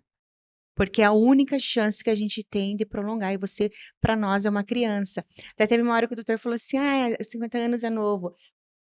Para os médicos, eu com 39 eu era um bebê. Uhum. Qualquer coisa, não, você é muito nova, você é uma criança. Então, tipo, para mim, no 39, não, já tô quase 40, né? Aham. Mas, né, para os médicos lá, eu era uma criança. Ela falou assim, esquece esse exame. Eu tava com toda a papelada para mandar já. Desisti. Falei, não. Eu tenho minha pequena aqui, se for para passar por isso, eu vou passar por isso. Já falei, então vou passar no dia seguinte ou no mesmo dia, não lembro. Eu peguei, já marquei lá para fazer uma micro na sobrancelha. Falei, já que vou ficar sem, né?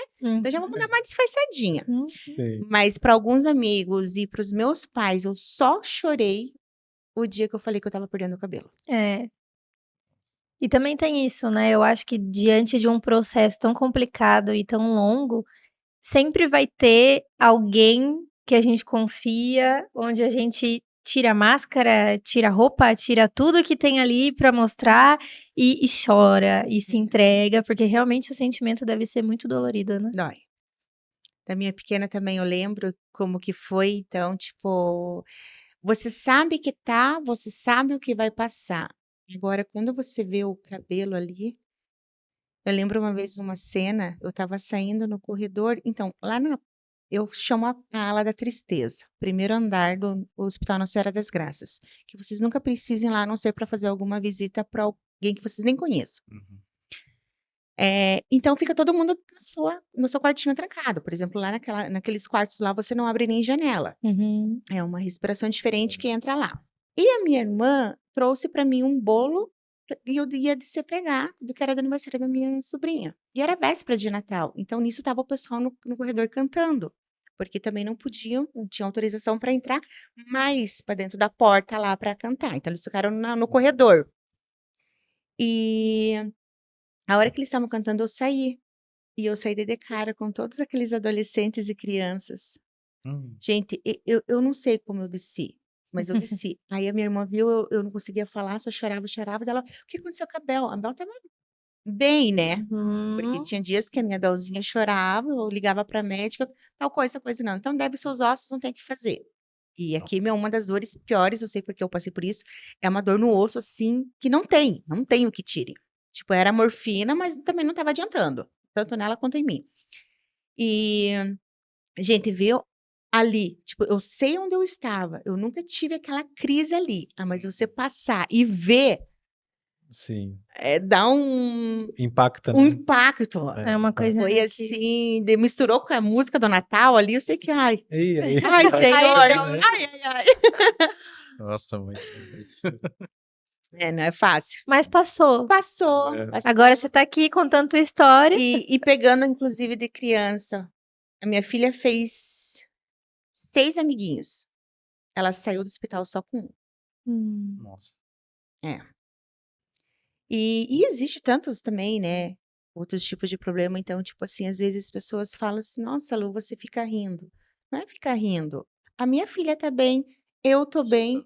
Problemas todo mundo tem, uma Uhum. forma ou de outra. Então, por que não?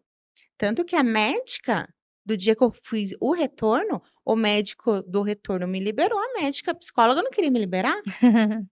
Aí eu falei, olha, doutora, se você não me liberar, aí sim eu não vou ficar bem. Cara, eu do uniforme para mim trabalhar. Tava esperando ok. Nossa, Direto. mas eu vim direto. Eu saí do setor lá do INSS, né? E vim direto para a empresa. Você já queria retomar a tua Já vida, né? queria retomar minha vida. É. E é esse o sentimento mesmo, assim, né? De que quando a pessoa passa por algo assim de saúde que é triste, que é pesado, eu acredito que a vontade dela mesmo é de voltar pra rotina dela, voltar a se Sim. sentir ela, né, mesmo. As pessoas realmente têm sede de fazer coisas que até reclamavam antes, às vezes, né? Aham. É verdade. Querem viver, né? É. Querem ter a vida de volta. Isso até me tornou, às vezes. Hoje eu tô melhor, mas eu fiquei um período em relação da minha filha até muito, não vou dizer fria, mas depois eu mesma fui me trabalhando, Luciane, cada um tem seus problemas, que tem pessoas que reclamam demais. Qualquer coisinha, né? Qualquer coisinha. Tá chovendo, tá ruim, tá sol. É, Mas o e tempo eu ajuda. sou uma pessoa que eu sou muito direta, hoje eu tô bem trabalhada, mas eram coisas que era pior, então, tipo assim, eu respondia, ou eu não, tipo, a pessoa chegava, ai, que dor na minha cabeça hoje, tá, hoje eu passo, então você viu tal coisa?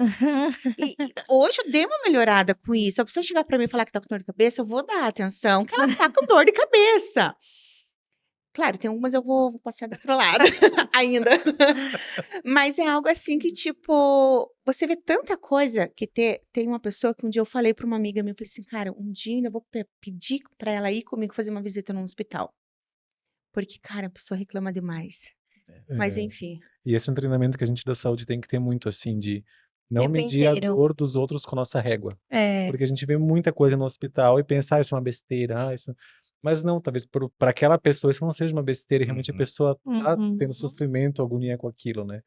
E isso é um exercício diário, né? Você Sim, não sim. medir a dor do outro com a tua régua, porque É senão verdade. fica muito desmedido, né? A gente não consegue chegar numa solução, né? Porque a gente fica só preso ao nosso olhar, né? É um dia a dia para mudar isso. Agora uma pergunta.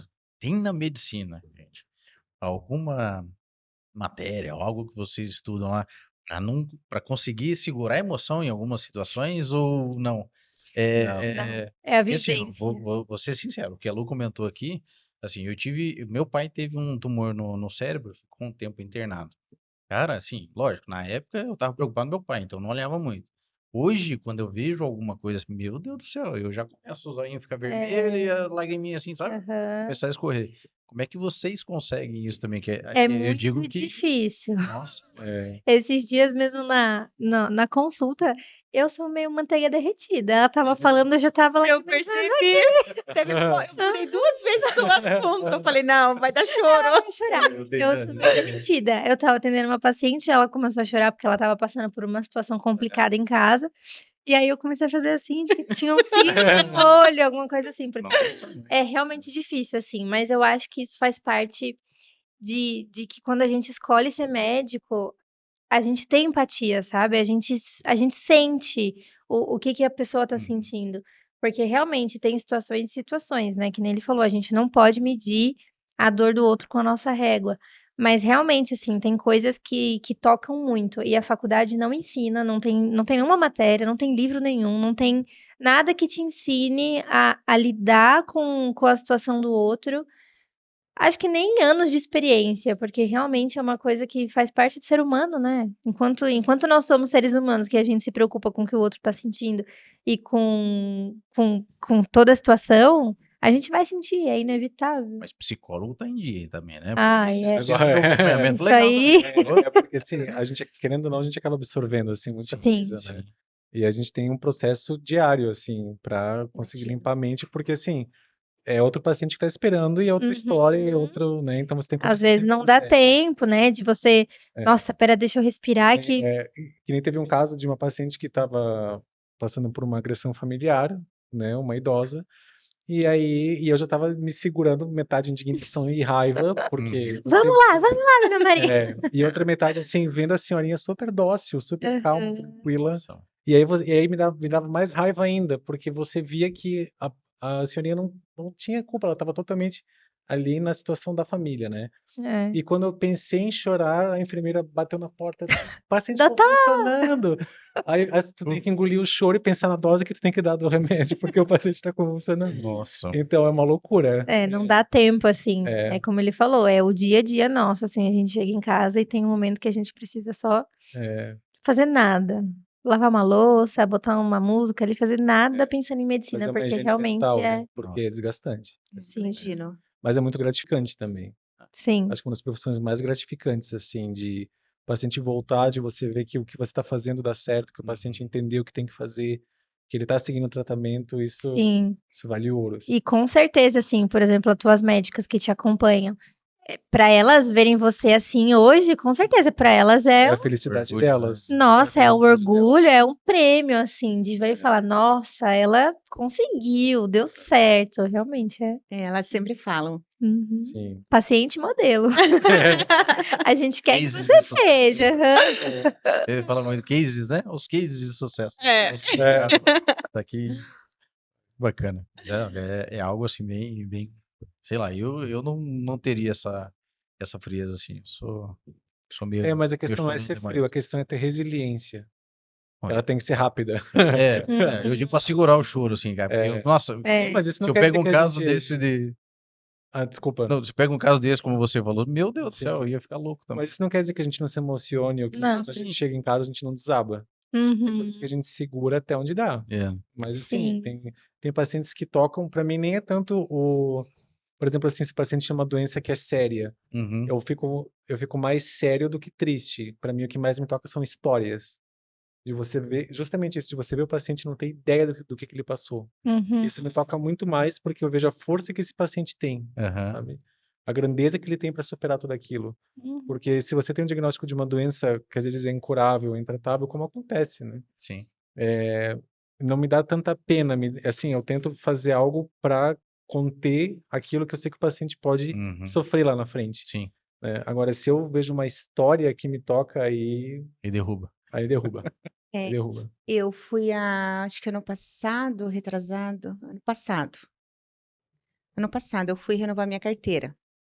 E hoje acho que é 5, 10 anos, né, para renovar, não lembro Agora bem. mesmo, eu acho. É, E o doutor lá e tal, e ele perguntou: toma remédio controlado? Contínuo? eu vi ali. Aí eu comecei, né? Peraí. Tá Entre, com tempo? entre eles, Zoladex e tamoxifeno. Ele na hora. Teve câncer de mama? Ou está tendo? Daí eu falei, não, eu já tive.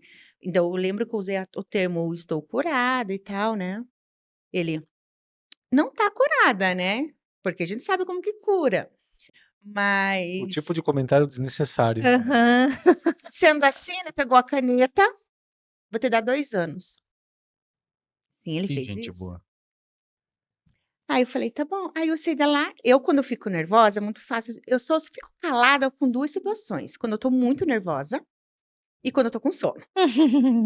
Eu saí, entrei no carro, meu marido viu que eu não era sono. Dele, o que aconteceu? Eu falei, depois eu falo. Porque se eu fosse falar, aquilo me doeu. Sim, com Me certeza. doeu, sabe? Tipo, supondo que tá curada. É. E fez isso aqui, eu lembro muito bem.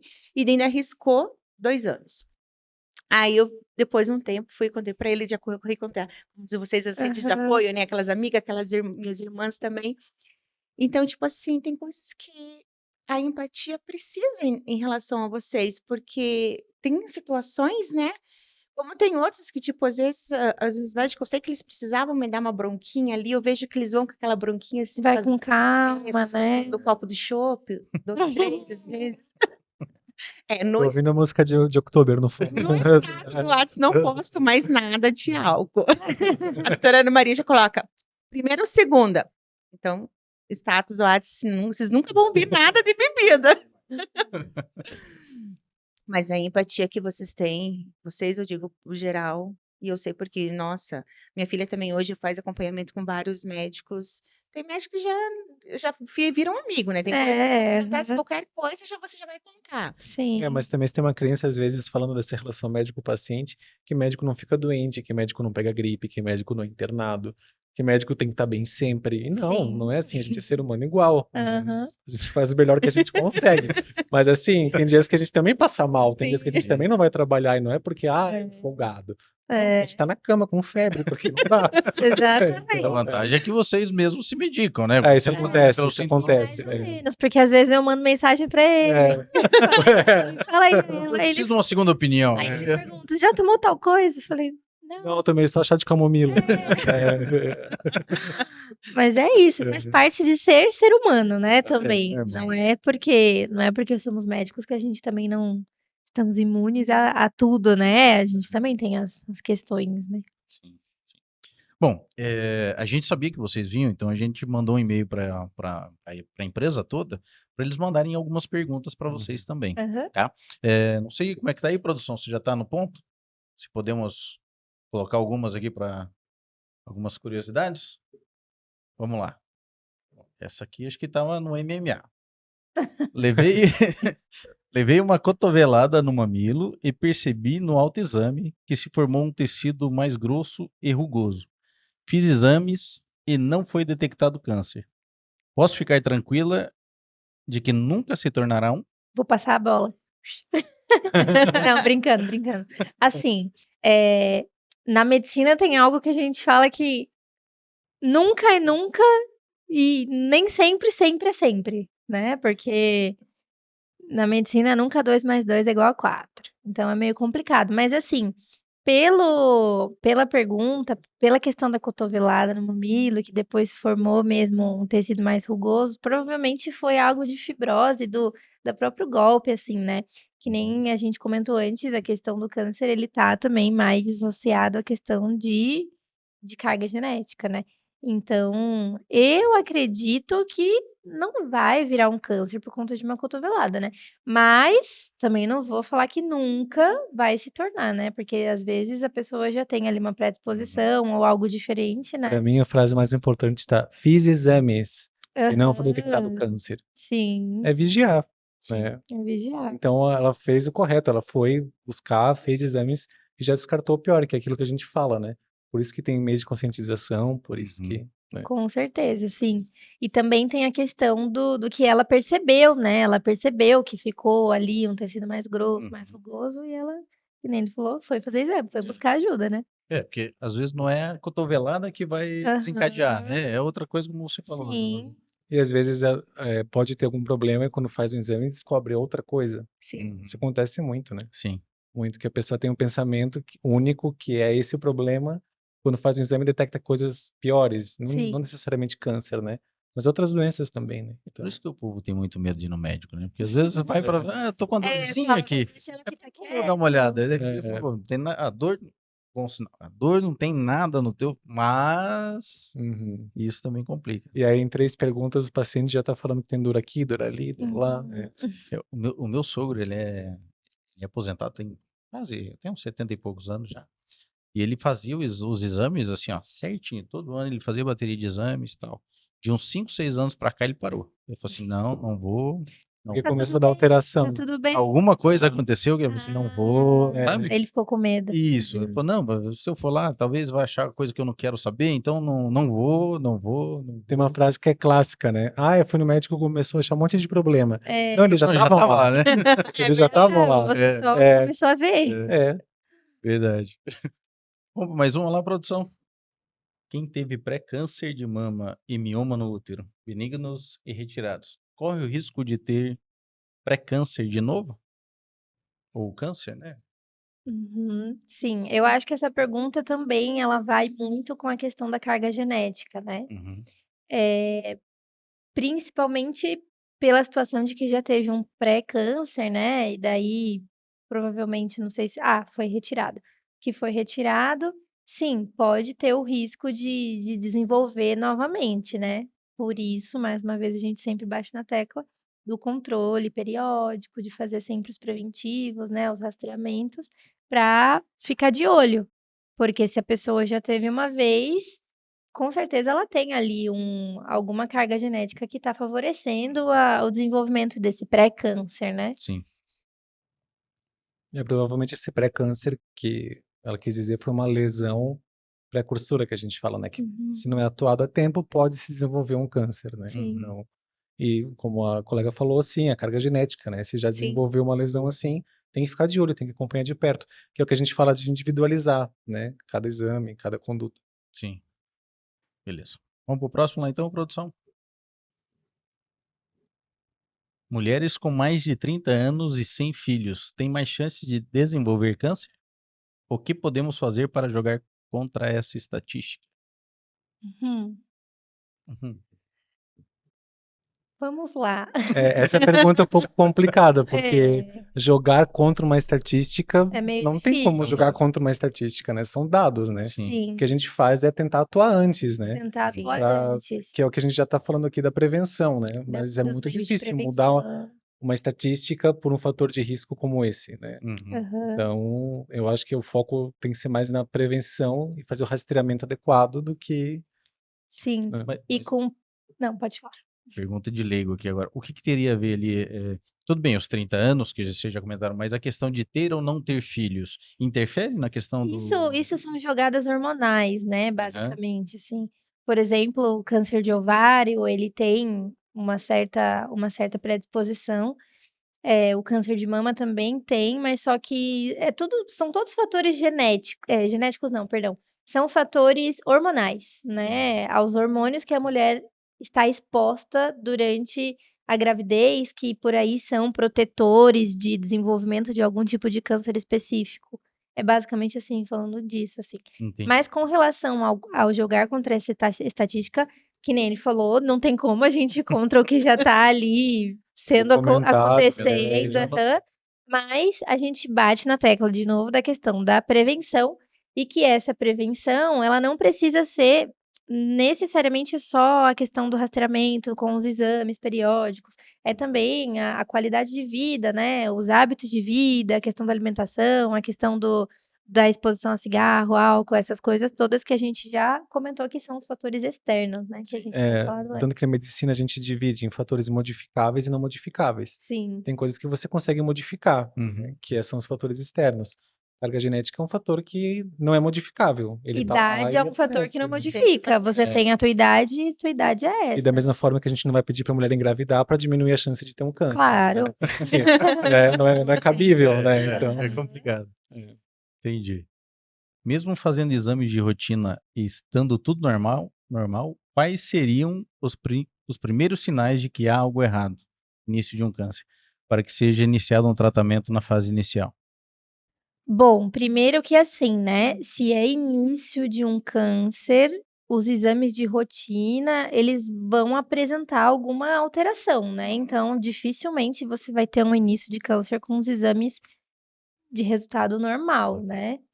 E depois a questão de tratamento, ele vai muito baseado no tipo de câncer que é e no estágio mesmo que tá, né? Uhum. Porque diferente por exemplo, assim, um câncer que tá ali no início, vamos falar assim, que tá num degrau 1, ele tem um tipo de tratamento que é um pouco mais específico, e depois um câncer que já tá no degrau 4, 5, já tá terminal, já é outra coisa, né? A abordagem é diferente.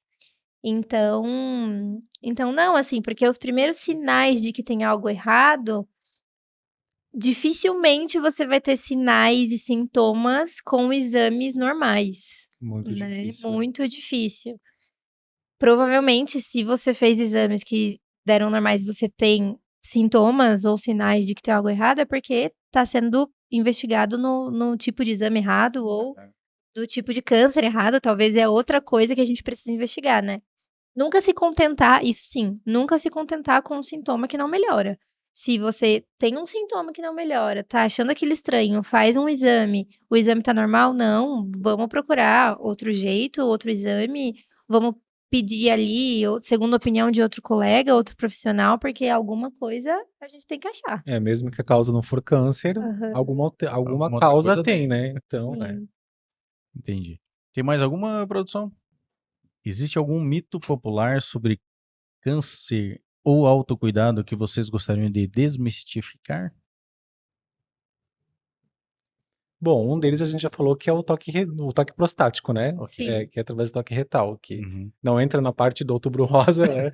Mas eu acho que isso é uma coisa que a gente tem que deixar bem claro, assim, que todo o tratamento e também esses acordos que a gente faz com o paciente são individualizados, né?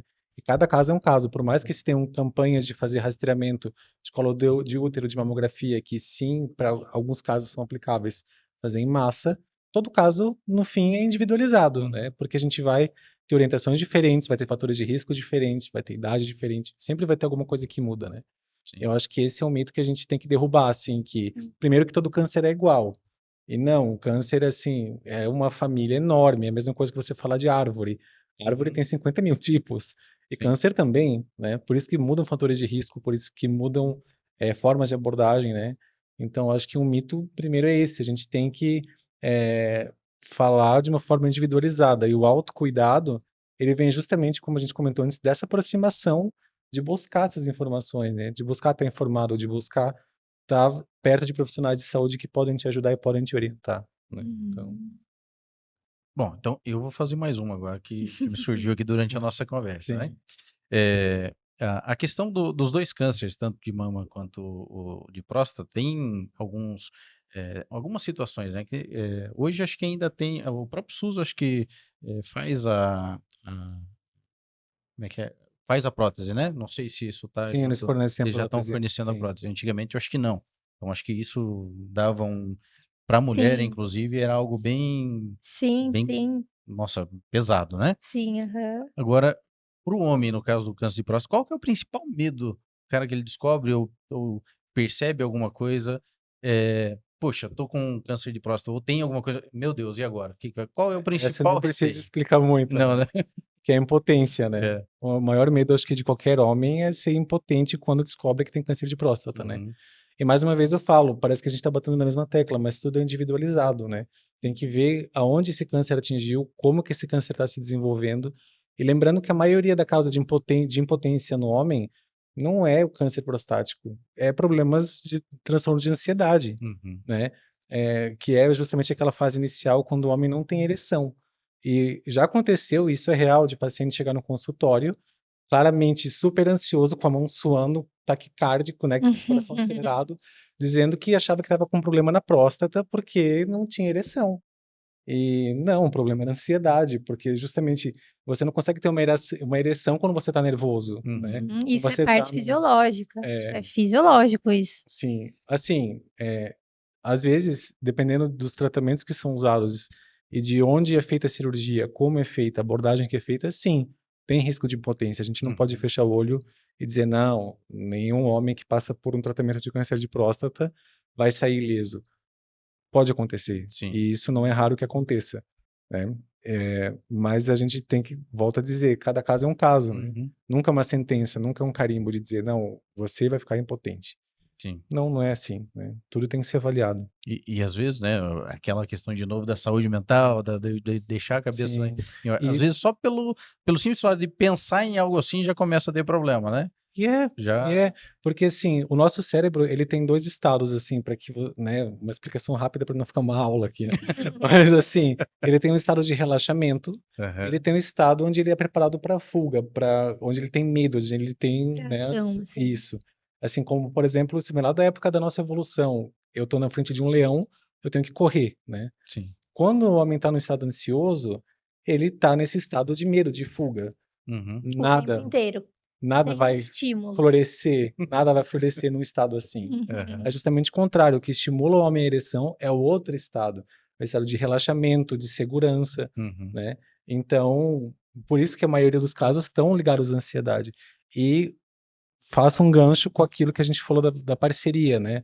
Tem mulheres que sentam do lado do homem e ficam, não vai crescer? Não vai? Hoje não vai? Tem que procurar um médico. Tu tem que... Aham. Que homem que relaxa assim. Não tem, né? Não tem como. Não dá. Não, É, esse eu é entendo verdade. que também nenhuma mulher tem que toda vez entender, Aham. também tem suas questões, eu entendo perfeitamente isso. Mas eu falo assim que tudo é diálogo, né? Uhum. Tudo é conversa. E um ponto também clássico assim é quando a gente pergunta se o homem ele tem ereção na relação, muitas vezes ele fala que não. Mas quando a gente pergunta se porventura ele tem ereção quando se masturba, ou se ele tenta fazer, né, se masturbar, funciona perfeitamente.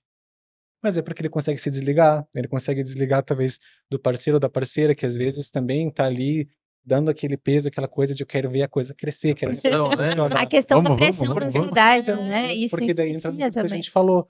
A pessoa entra num estado de estresse, Aham. ela não vai relaxar, ela não Sim. vai conseguir ter uma ereção assim, né? Sim. Então, mas volto a dizer, é saúde mental, né? Uhum. Muitos desses casos, e a maioria deles são ligados à saúde mental, que às Uhum. vezes podem ser passíveis só de um tratamento com psicologia, como às vezes sim, pode entrar com uma medicação mais forte para ansiedade, como também tem homens que tomam remédios, têm problemas cardíacos, e que às vezes pode ser um efeito colateral da medicação, a impotência, Sim. né? Por isso que sempre tem que investigar bem certinho né, qual é o contexto que o paciente está. É, Entendi. sempre que o paciente apresenta assim uma doença que a gente considera crônica ou que é uma doença que precisa mesmo de uma atenção assim, um tratamento um pouco mais prolongado, assim, eu acho que 100% dos pacientes que passam por essas situações, eles vão acompanhados com tratamento psicológico também, Uhum. porque são coisas que afetam ali na rotina, no dia a dia, né? E coisas que por aí o paciente vai deixar de se sentir ele mesmo, né? Uhum. Como você falou que você queria voltar a trabalhar rápido, porque talvez era aí que você se encontrava, né? E o paciente que está passando por um processo de tratamento assim prolongado, ele tem esses medos, né? De repente deixar de se reconhecer. Uhum. E essa questão da impotência sexual também tem tudo a ver com isso, né? Sim. Eu tenho uma amiga nossa da família lá que ela fez a retirada de uma das mamas e não colocou prótese. Ela optou por não colocar. Tem paciente que aceita super bem a situação e que, pra mim não faz muita diferença. Tem mulheres, inclusive, que levam essa situação como um marco histórico mesmo da vida delas Deixa a e que cicatriz e para que lembrar do deixam que passaram, do que exatamente. conseguiram superar. Mas é aquilo, cada um é cada um, decide o que quiser ali, o que preferir, né. Uhum. Nós, como médicos, a gente apoia a decisão do paciente, o que for bom pra ele, o que deixar ele feliz e satisfeito ali Uhum. na fase de recuperação, tá ótimo pra gente também. Legal, legal. Até desculpa, Eduardo, mas Pode pegando ali falar. no que o doutor falou da questão da cabeça, e que, embora, né, na questão da próstata, mas em relação, quando eu comecei a tomar Zoladex, tomar não, né, injetar, então a doutora e posteriormente os enfermeiros que foram aplicar, deram lá a listagem de tudo que poderia acontecer e ocorrer. Que são sintomas de menopausa. Isso, e outras coisas fortes que acontecem, de acordo com eles, em 99% das pessoas. Uhum. Eu sou isso 1%. Tive os calorões, ainda Uhum. tenho? Sim. No início eu sentia um pouco mais cansado, sim, mas tipo, isso não me impediu de trabalhar, não me impediu das minhas festas. Não, porque Gostei dela, gostei dela. porque pelo que eles contam, tanto que uma das perguntas, e até hoje me fazem, que tem todo, né, um script quando eu vou lá tomar minha aplicação, tá conseguindo tuas atividades, tá conseguindo tua vida, né, Uhum. não mudou nada, tirando a questão dos calorões, que até hoje tá mais fraco, mas ainda sinto, Uhum. e bem no início a questão da fraqueza, que eu já tomo Zoladex já dá 2 anos. Então, tipo, acho que o meu corpo acostumou, mas acostumou de uma forma boa, porque eu faço meus exames de sangue, dá tudo verdinho. Eu faço questão de mostrar para minha mãe, que a minha mãe quer que eu fique longe da minha cervejinha, né? Fala, olha aqui, ó, mãe, tudo Tudo verdinho. Claro que, né, hoje eu modero muito mais. Claro. Não modero bem. tá? Não muito bem, mas eu modero. É, Tá bom, então já entendemos. já entenderam, né? É. É que comparando a Lu de Vai se antes, complicar, vai se complicar. Melhor não, melhor não. mas assim, ó, por exemplo, não vou falar quando eu fico com medo. Agora, esse mês, outubro, finalzinho de outubro, início de novembro, volta a etapa dos 500 mil exames de novo. Dá aquele medinho. Imagino, imagino. Mas é aquele medinho que dá, claro que nem perto do medinho que eu tenho quando eu vou para os exames da minha filha, mas eu vou convicta que vai dar tudo certo. E como eu falei para vocês, os meus últimos exames, graças a Deus, é tudo no verdinho ali. Porque até a doutora Ana fala, Lu, porque já no terceiro, quarto, depois da quimio, já veio tudo verdinho dela. É incrível, porque não pode. Ela começa os nomes lá que eu não sei, né? Isso aqui não podia estar tão bom assim. Eu falei, claro que podia, doutora. Tá ótimo, vai permanecer ótimo. Vai ficar assim. Vai ficar assim. Legal. Bacana. Lu, mas como você já, além de todos esses medicamentos que você já toma, esse processo, você tem algum outro cuidado assim que você tem que tomar fora todos esses que você já comentou ou não? Fora todos esses, por exemplo, que é algo que pelo menos eu não saberia se eu não passasse ou estou passando. Por exemplo, se eu for tirar um dente, fazer extração de um dente. Uma extração de um dente eu só posso fazer com autorização da minha médica oncológica. Uhum. Manicure, por exemplo, principalmente essa mão que eu tirei os linfonodos, eu não posso aqui erguer mais do que 5 quilos, por exemplo. Porque se eu erguer mais de 5 quilos, ela já vai começar a inchar. Eu não Uhum. posso medir a pressão nesse braço, eu não posso tirar sangue nesse braço. Na verdade, eu não posso nada nesse braço. Por exemplo, a minha manicure, que já é de muitos anos, nessa mão ela já faz tudo com delicadeza, porque se cortar, Cuidado para não machucar. se ela cortar, nessa mão vai dar um cortezinho, aqui vai inflamar, no dia seguinte provavelmente vai estar tudo machucado. Aham. Então, e são situações, cuidados que eu, pelo menos, eu não sabia até então, né? Fora os exames dos médicos e os acompanhamentos, né? Sim. Porque daí, por exemplo, eu brinquei que tem bastante médico, e tem mesmo. Uma coisa que você falou no início, tem um médico da família. O meu médico da família, que era que era o doutor Almir, não sei se vocês chegaram a conhecer, ele morreu de câncer também no pulmão, se eu não me engano. Mas ele era meu ginecologista, mas ele era o meu médico para tudo. Então, ele só me encaminhava, por exemplo, para o doutor Gastão lá, quando eu precisava de um resultado, às vezes analisar diferente o exame, Aham. era algo assim, mas era tudo com ele. Era o médico de cabeceira, Era assim, um- né? era Que a gente tudo. chama. Aham. Quando ele morreu, eu tive que procurar uma ginecologista, eu tive que procurar, vou fazer rotina lá no doutor Gastão, porque eu tenho esofagite de Los Angeles lá, né? E nas minhas doenças é tudo chique. Eu tenho a minha enxaqueca. International. A minha enxaqueca, o nome dela é labirintite vestibular. Aham. Vestibular. Não, essas coisas. Nem quero. Mas ela ainda não é graduada. Não, mas o período que tá aqui já se graduou. Já tá, já. Então eu tive que procurar um a um, né? Mas, graças a Deus, eu sempre sou muito iluminada, eu sempre, né? E isso também casa um pouco com o que a gente falou no começo, né? Que às vezes, até chegar ao ponto de ter alguma alteração, vai ser encaminhado para um especialista. E essa é a função, né? A nossa função de fazer bem o básico, bem feito, e se der algo, a gente saber para onde encaminhar, que seja mais rápido, que seja mais eficaz, né? Quando eu fiz a ecografia, aí deu nela o tumor e a médica falou. E eu já percebi ali na forma que ela estava que não deu boa. Porque a gente percebe em vocês mudaram a feição, é coisa ruim. A gente que já é macaco vai pagar na hora. Aí eu falei, putz, não tá legal, né? Aí ela falou assim, Luciane, quando você vai levar o exame aqui pra tua médica? Falei, semana que vem. Dela é porque a gente já tem que fazer a biópsia. Não. O meu médico tinha morrido. A médica que eu tinha ido não iria mais nela porque tinha mudado o negócio do plano. Logo, eu não tinha ginecologista e logo eu tava com uma viagem marcada. E eu Bem fui. tranquilo, graças a Deus. Pensei, conto ou não conto? Não vou contar pra ninguém. Então, literalmente, eu sabia que eu já saí daquela clínica lá, que eu tava com câncer de mama. Falei, mas ninguém vai saber. E ninguém soube mesmo. Saí, fui fazer as unhas, porque foi na quarta-feira, meu primeiro dia de férias, e na sexta-feira, no sábado de manhã, a gente já viajou. E por quê? Eu tava contando pro Eduardo. Tem gente que não entende. Mas a minha filha teve o câncer com 2 anos e meio. Ela teve a primeira viagem com 2 aninhos e não viajou mais porque com 2 anos e meio, coitadinha, só morava mais em hospital ou trancada literalmente dentro de casa, né? Quando ela começou a poder ir para a sociedade, veio o Covid. Quando estava terminando o Covid, o câncer resolveu de vir em mim.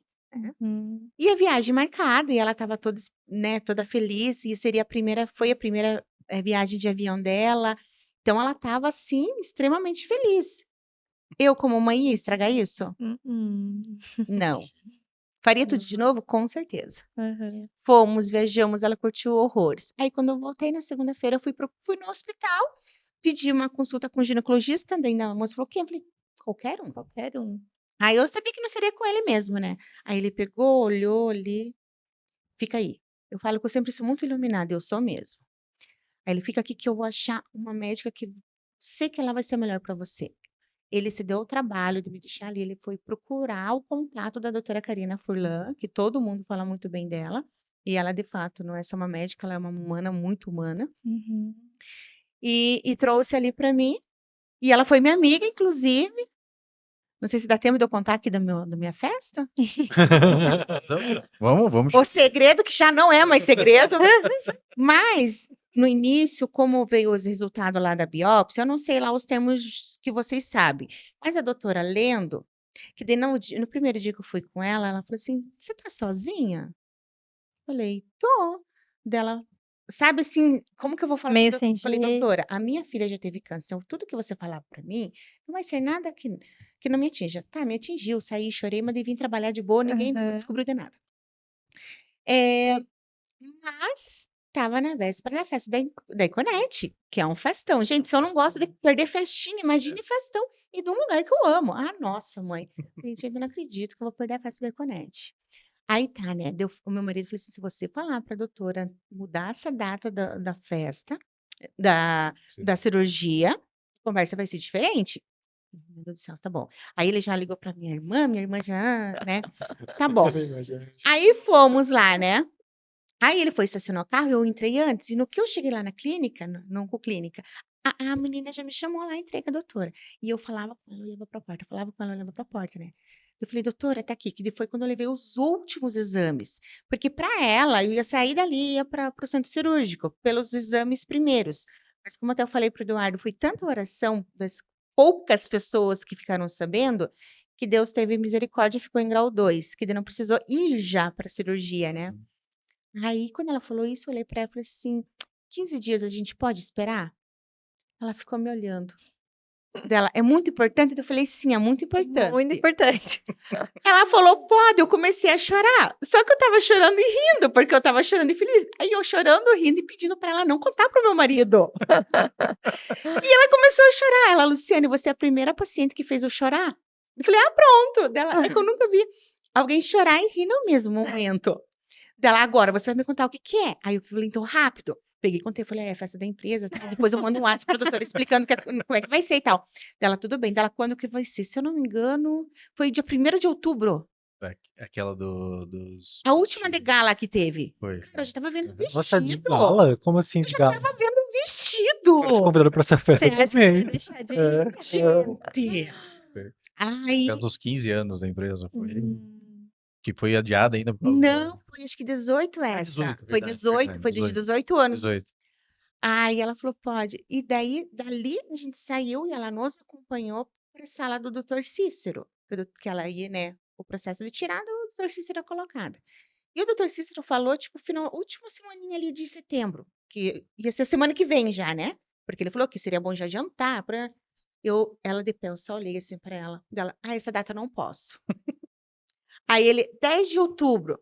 Aí ela olhou para mim, né, essa data eu posso.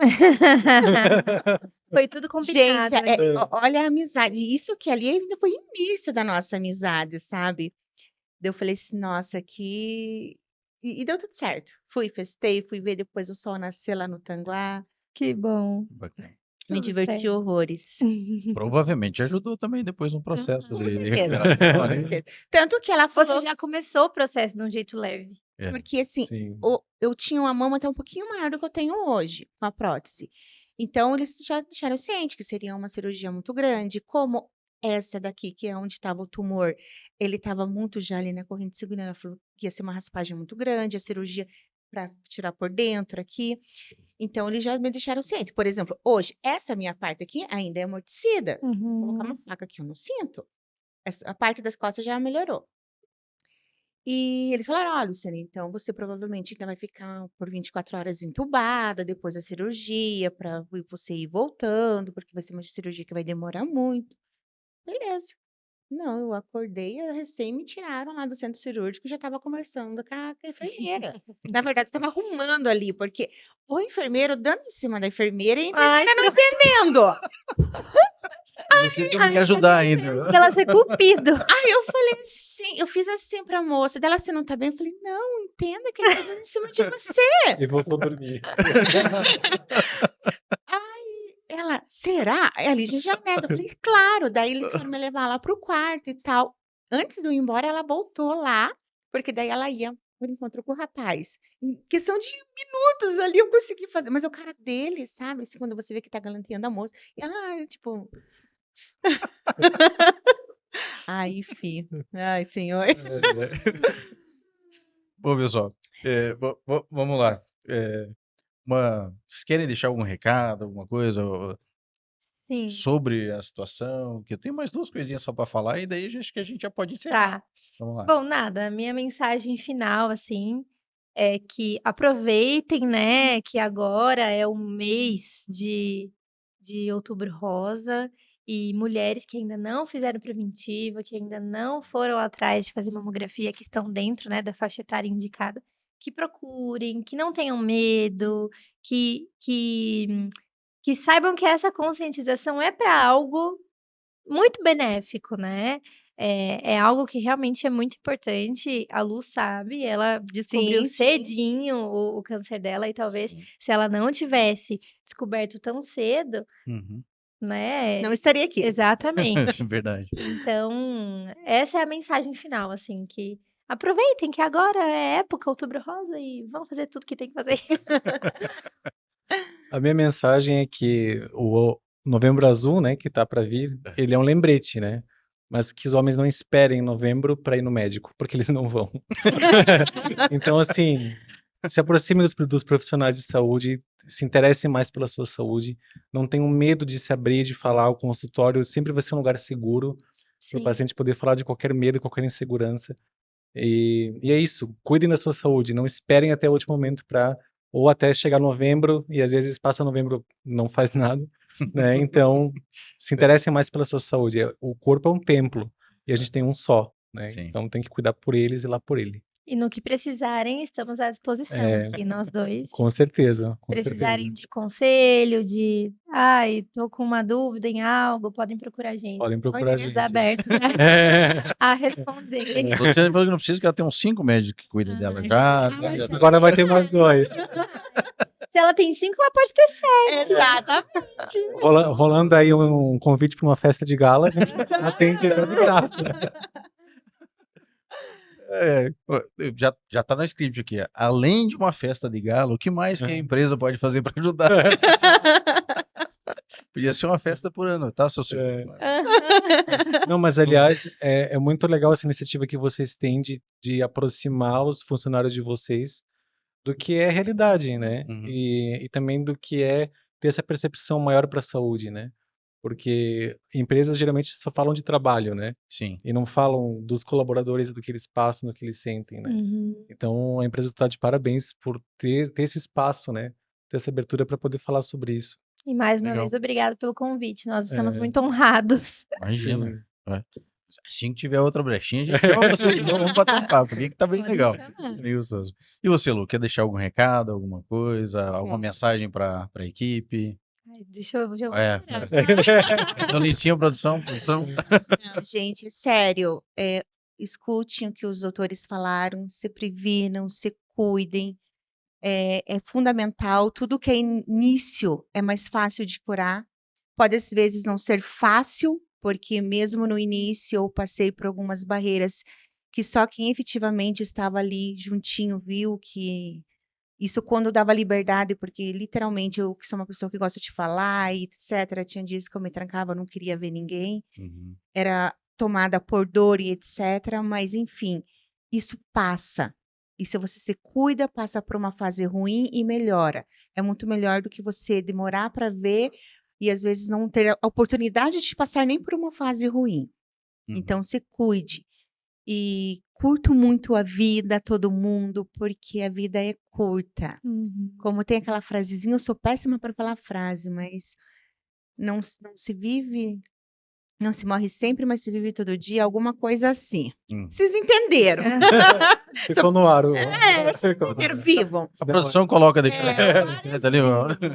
vivam muito, porque, claro, né, com sabedoria, né, não com muita bebedança, quem fuma pare de fumar e sejam felizes. E eu acho sim que o teu exemplo é bacana também para a gente encarar os desafios também de um jeito mais lógico, né?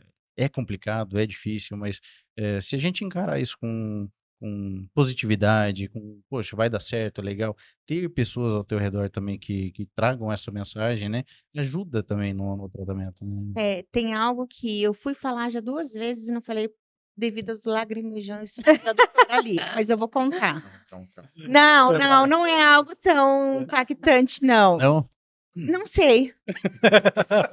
Mas depois que Quase. a Bel terminou a químio, a Isabel, minha filha, ela teve fases também bem complicadas, fases de ficar com sonda para se alimentar, porque ela não se alimentava, porque prejudicou muito o estômago dela.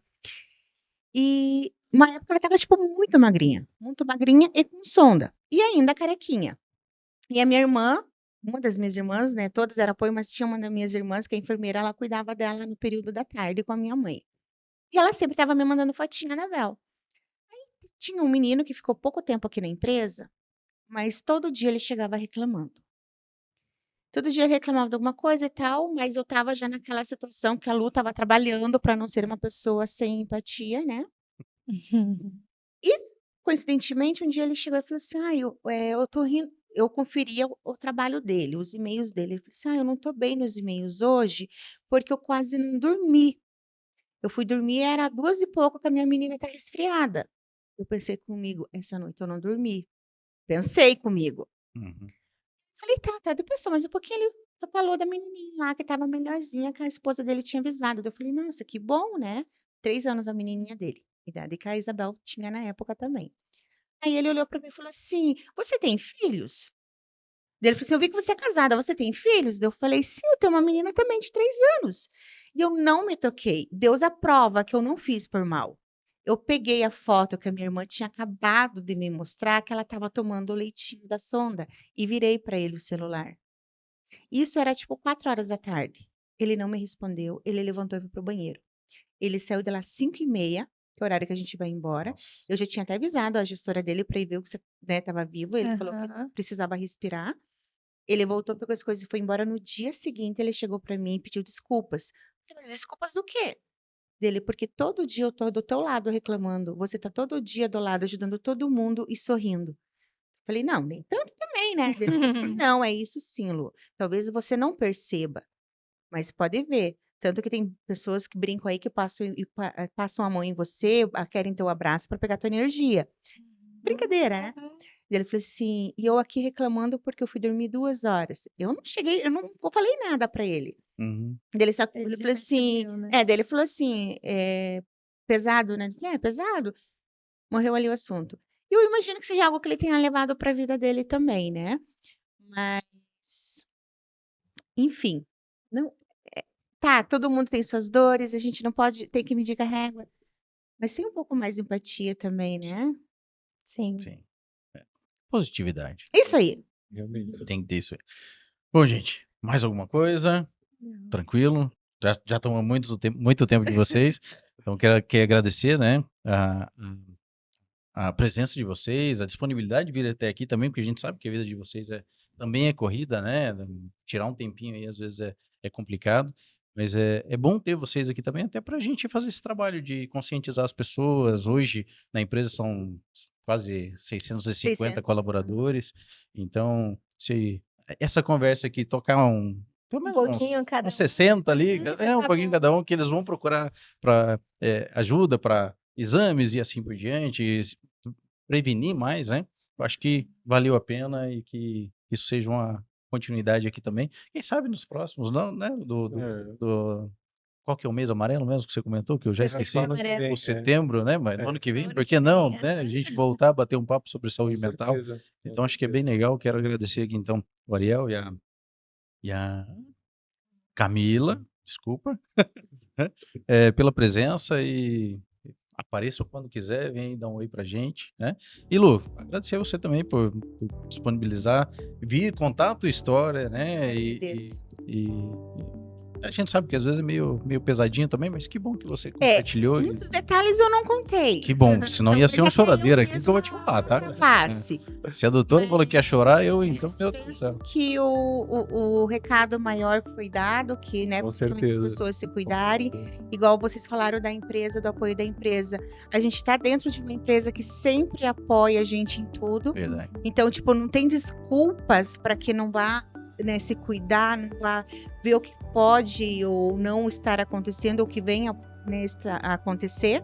Então, já é um ponto, né? Igual a gente sabe, o maior ponto a gente fica dentro do trabalho. E aqui a gente tem uma empresa que não é puxa-saco, como se fala, né? Igual teve o Cabelo Maluco, eu vim de Conete.